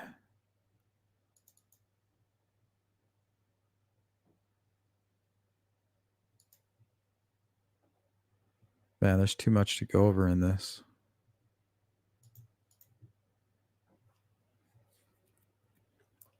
Yeah, we might have to start part 5 on this. There's so much information. I don't want to cut it in half. So we'll hang out in the chat for another 10 minutes and then we'll get out of here. It's like 1 gig of info just in that folder.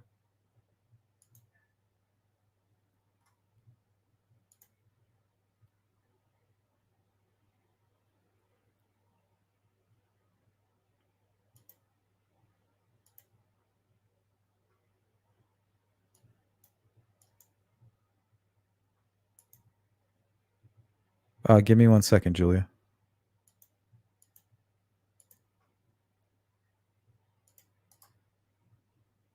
Let me paste the link.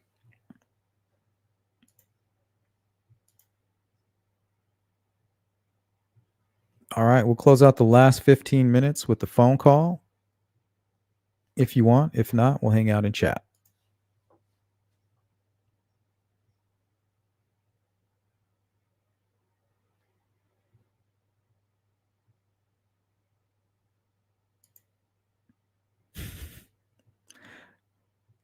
I think I forgot you. Welcome in, Indianapolis. Stop donating to the families. They need jobs. Can somebody get this guy out of here?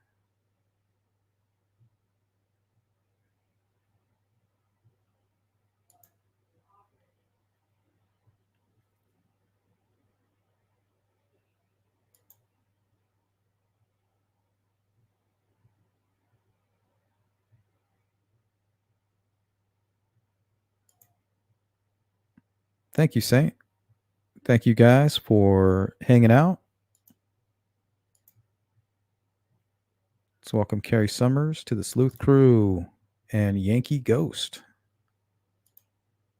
All the folks that got hooked up, welcome. Thank you, V, Solar Chef Steph, Zoe, and the Saint. Thanks for sponsoring today's live stream. Thank you, Beach Fairy. Hey, we tried to hook you up. We tried.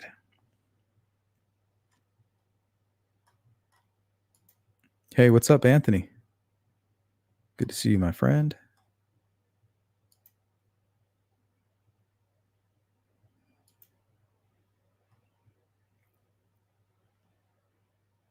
All right. So I apologize about the calls, guys. I'll make sure we open up the phone lines very soon. Doesn't look like we're going to have time for any calls today. Drop the ball on that. I was trying to rush through all this information. We did make it pretty far, though. We got all the way to Keegan Klein. Oh, okay. We got Julia. Welcome, Julia. How are you? Okay, we got Julia. Hi, am I too late? No, you're good. Okay. You are good. You just I can call made it. back another time. I feel like now I'm stressed. We got about 10 minutes. 10 minutes. Okay. Yeah, I just have like a lot of random things from like way back when. I'll start. I'm sorry, my dog is being obnoxious.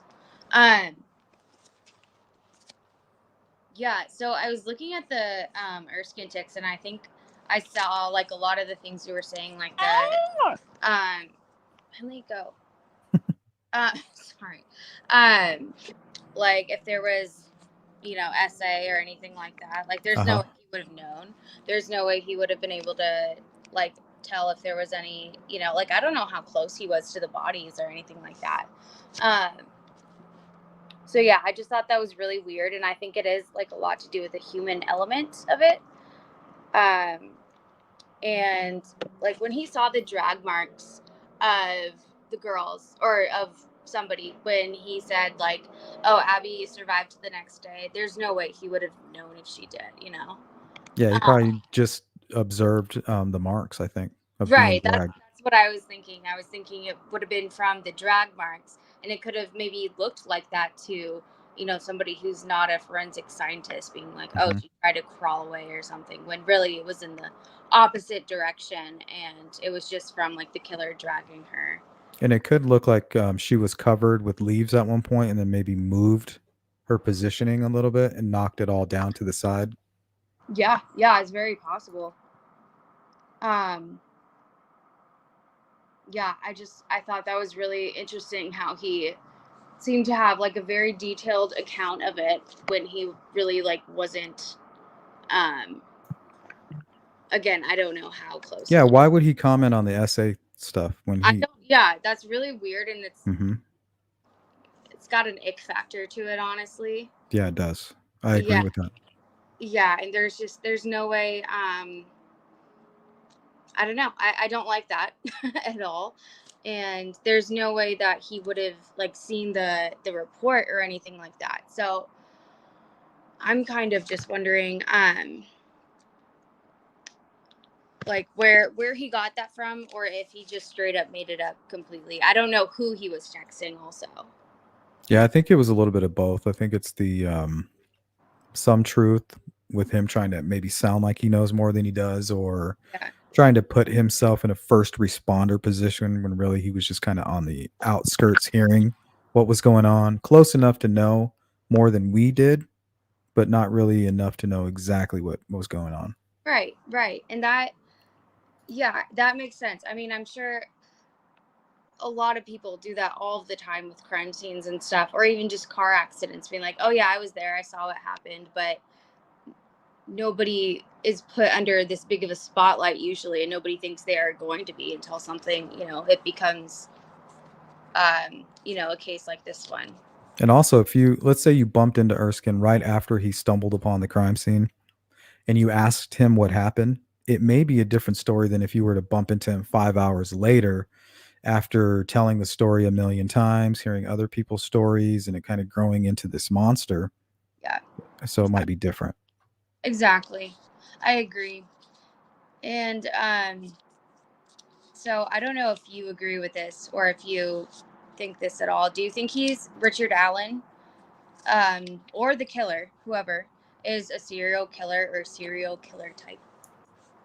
Yeah, if Richard Allen did this alone, and I'm not convinced of that, but that is most likely what happened. If he did do this, I would not doubt it if he didn't do something very similar along throughout, probably from when he was a teenager and between these murders. Yeah. I was just thinking of like serial killers and, their type. I mean,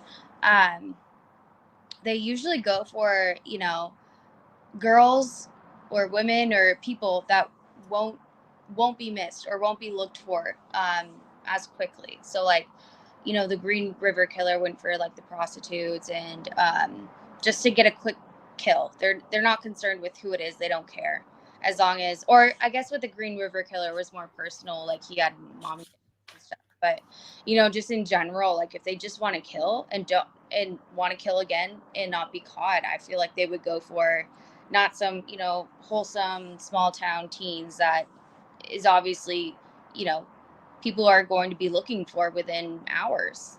Well, it's easier for them to justify their act that way as well. It's that I'm taking out the trash complex. But when it comes to predators, in general, they will search for folks who are coming from broken homes.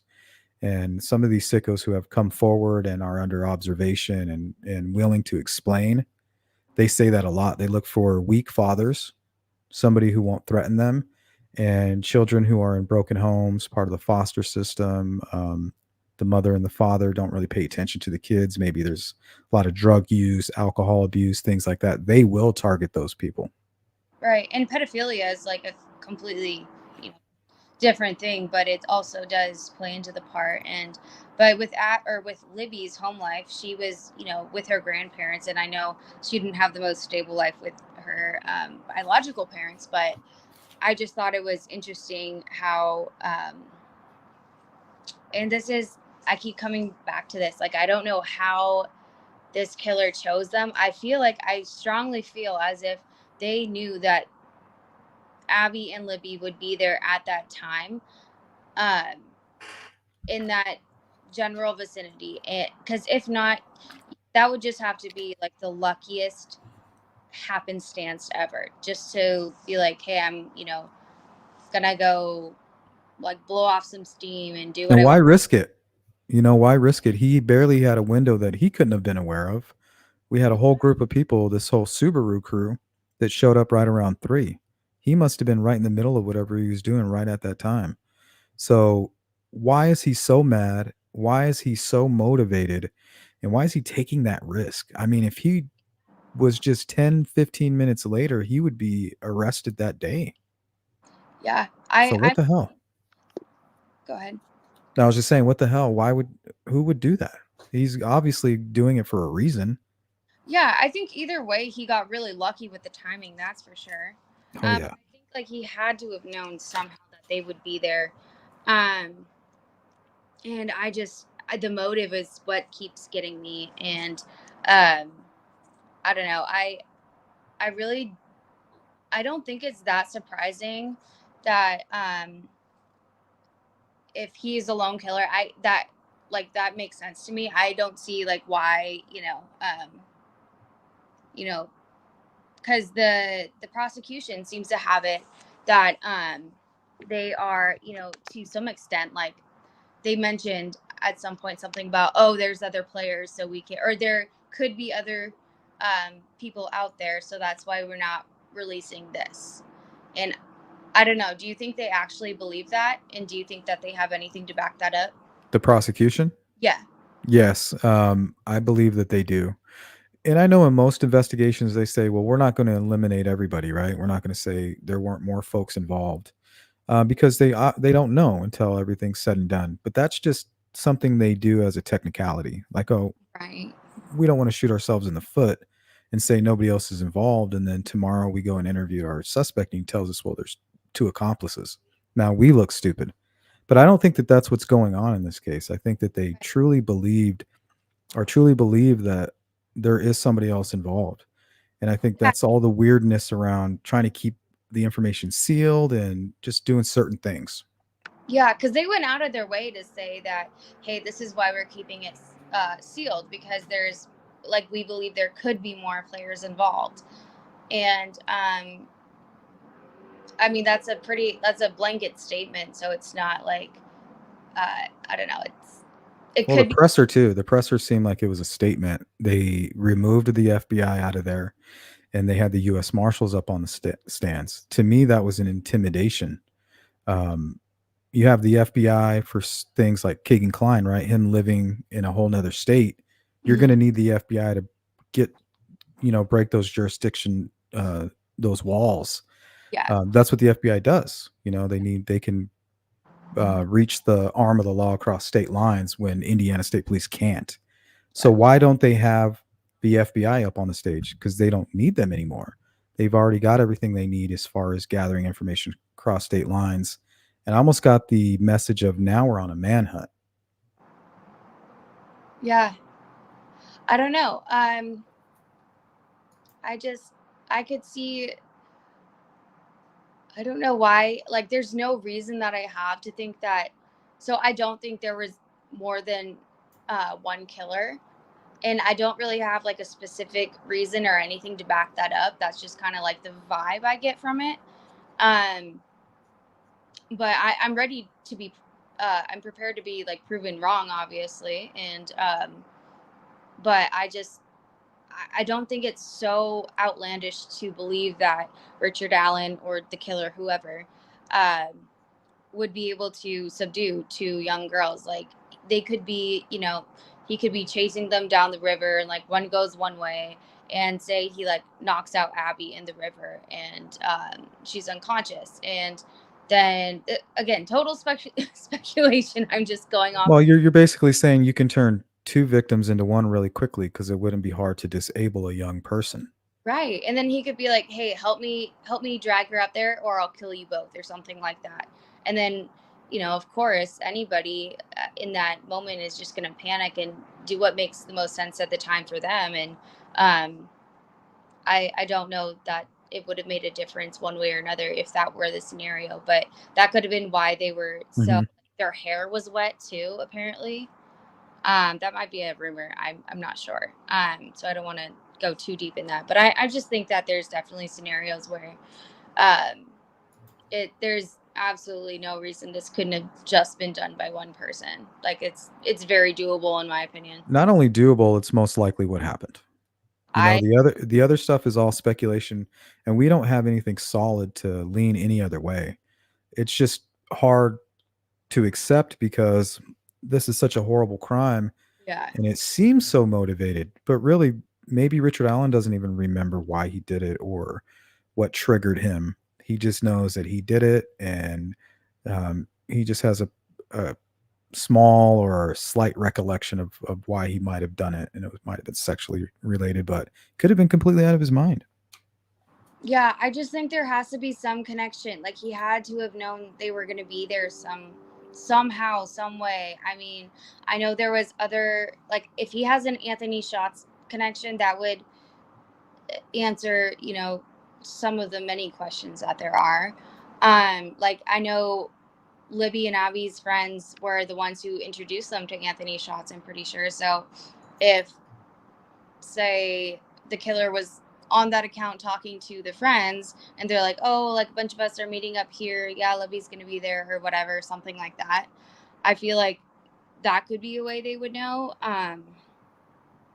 But there's just so many unanswered questions. I don't even know where to start. Well, Doug Carter promised that they would have those answers. So if we don't, Yeah. then we can hold them to the coals. I think so. Yeah. Yeah. Oh, okay. Another, like, real quick.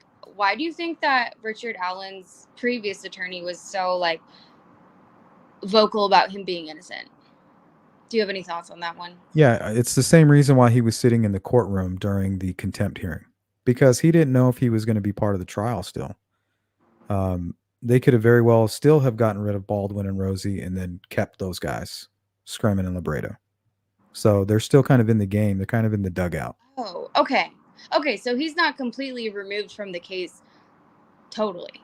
Yeah, especially when they're still facing removal. You know, they want to keep them close. And you don't want to come out and say, oh, well, this guy's innocent. And now you're back on the case, right? Yeah.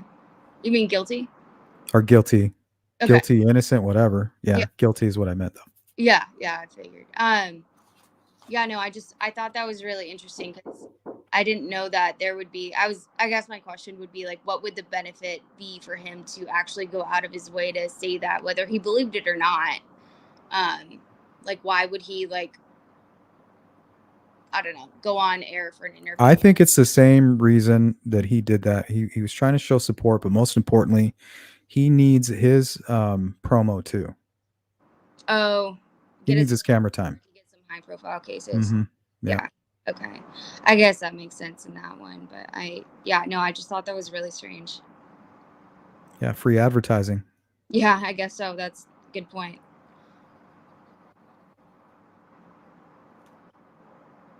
Well, that's pretty much all I got. I try to cram it in your last 10 minutes.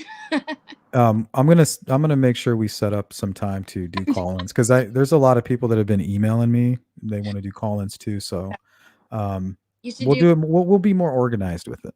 Yeah, no worries. No, it's always good to, like, just, communicate with the chat and, like, listen to your lives. I enjoy it either way. It's just I have a lot of thoughts and I can't get them all out without, just typing. I have to, like, say it out loud. Yeah, you need a back and forth. Yeah, definitely.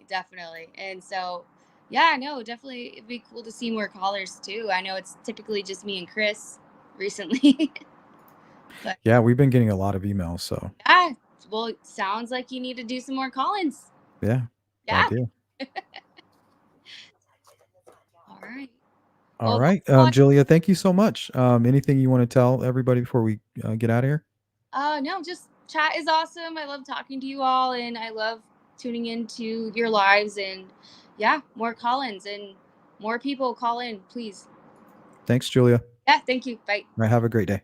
You too. Bye. Bye. All righty, guys. We are out of time. Thank you, Julia, for calling in. Thanks, everybody who donated to the stream today or joined members or gifted any memberships. Shout out to you guys. Thank you so much. That is all my time for today. We'll probably do part 5 maybe tomorrow. I'll keep you guys posted.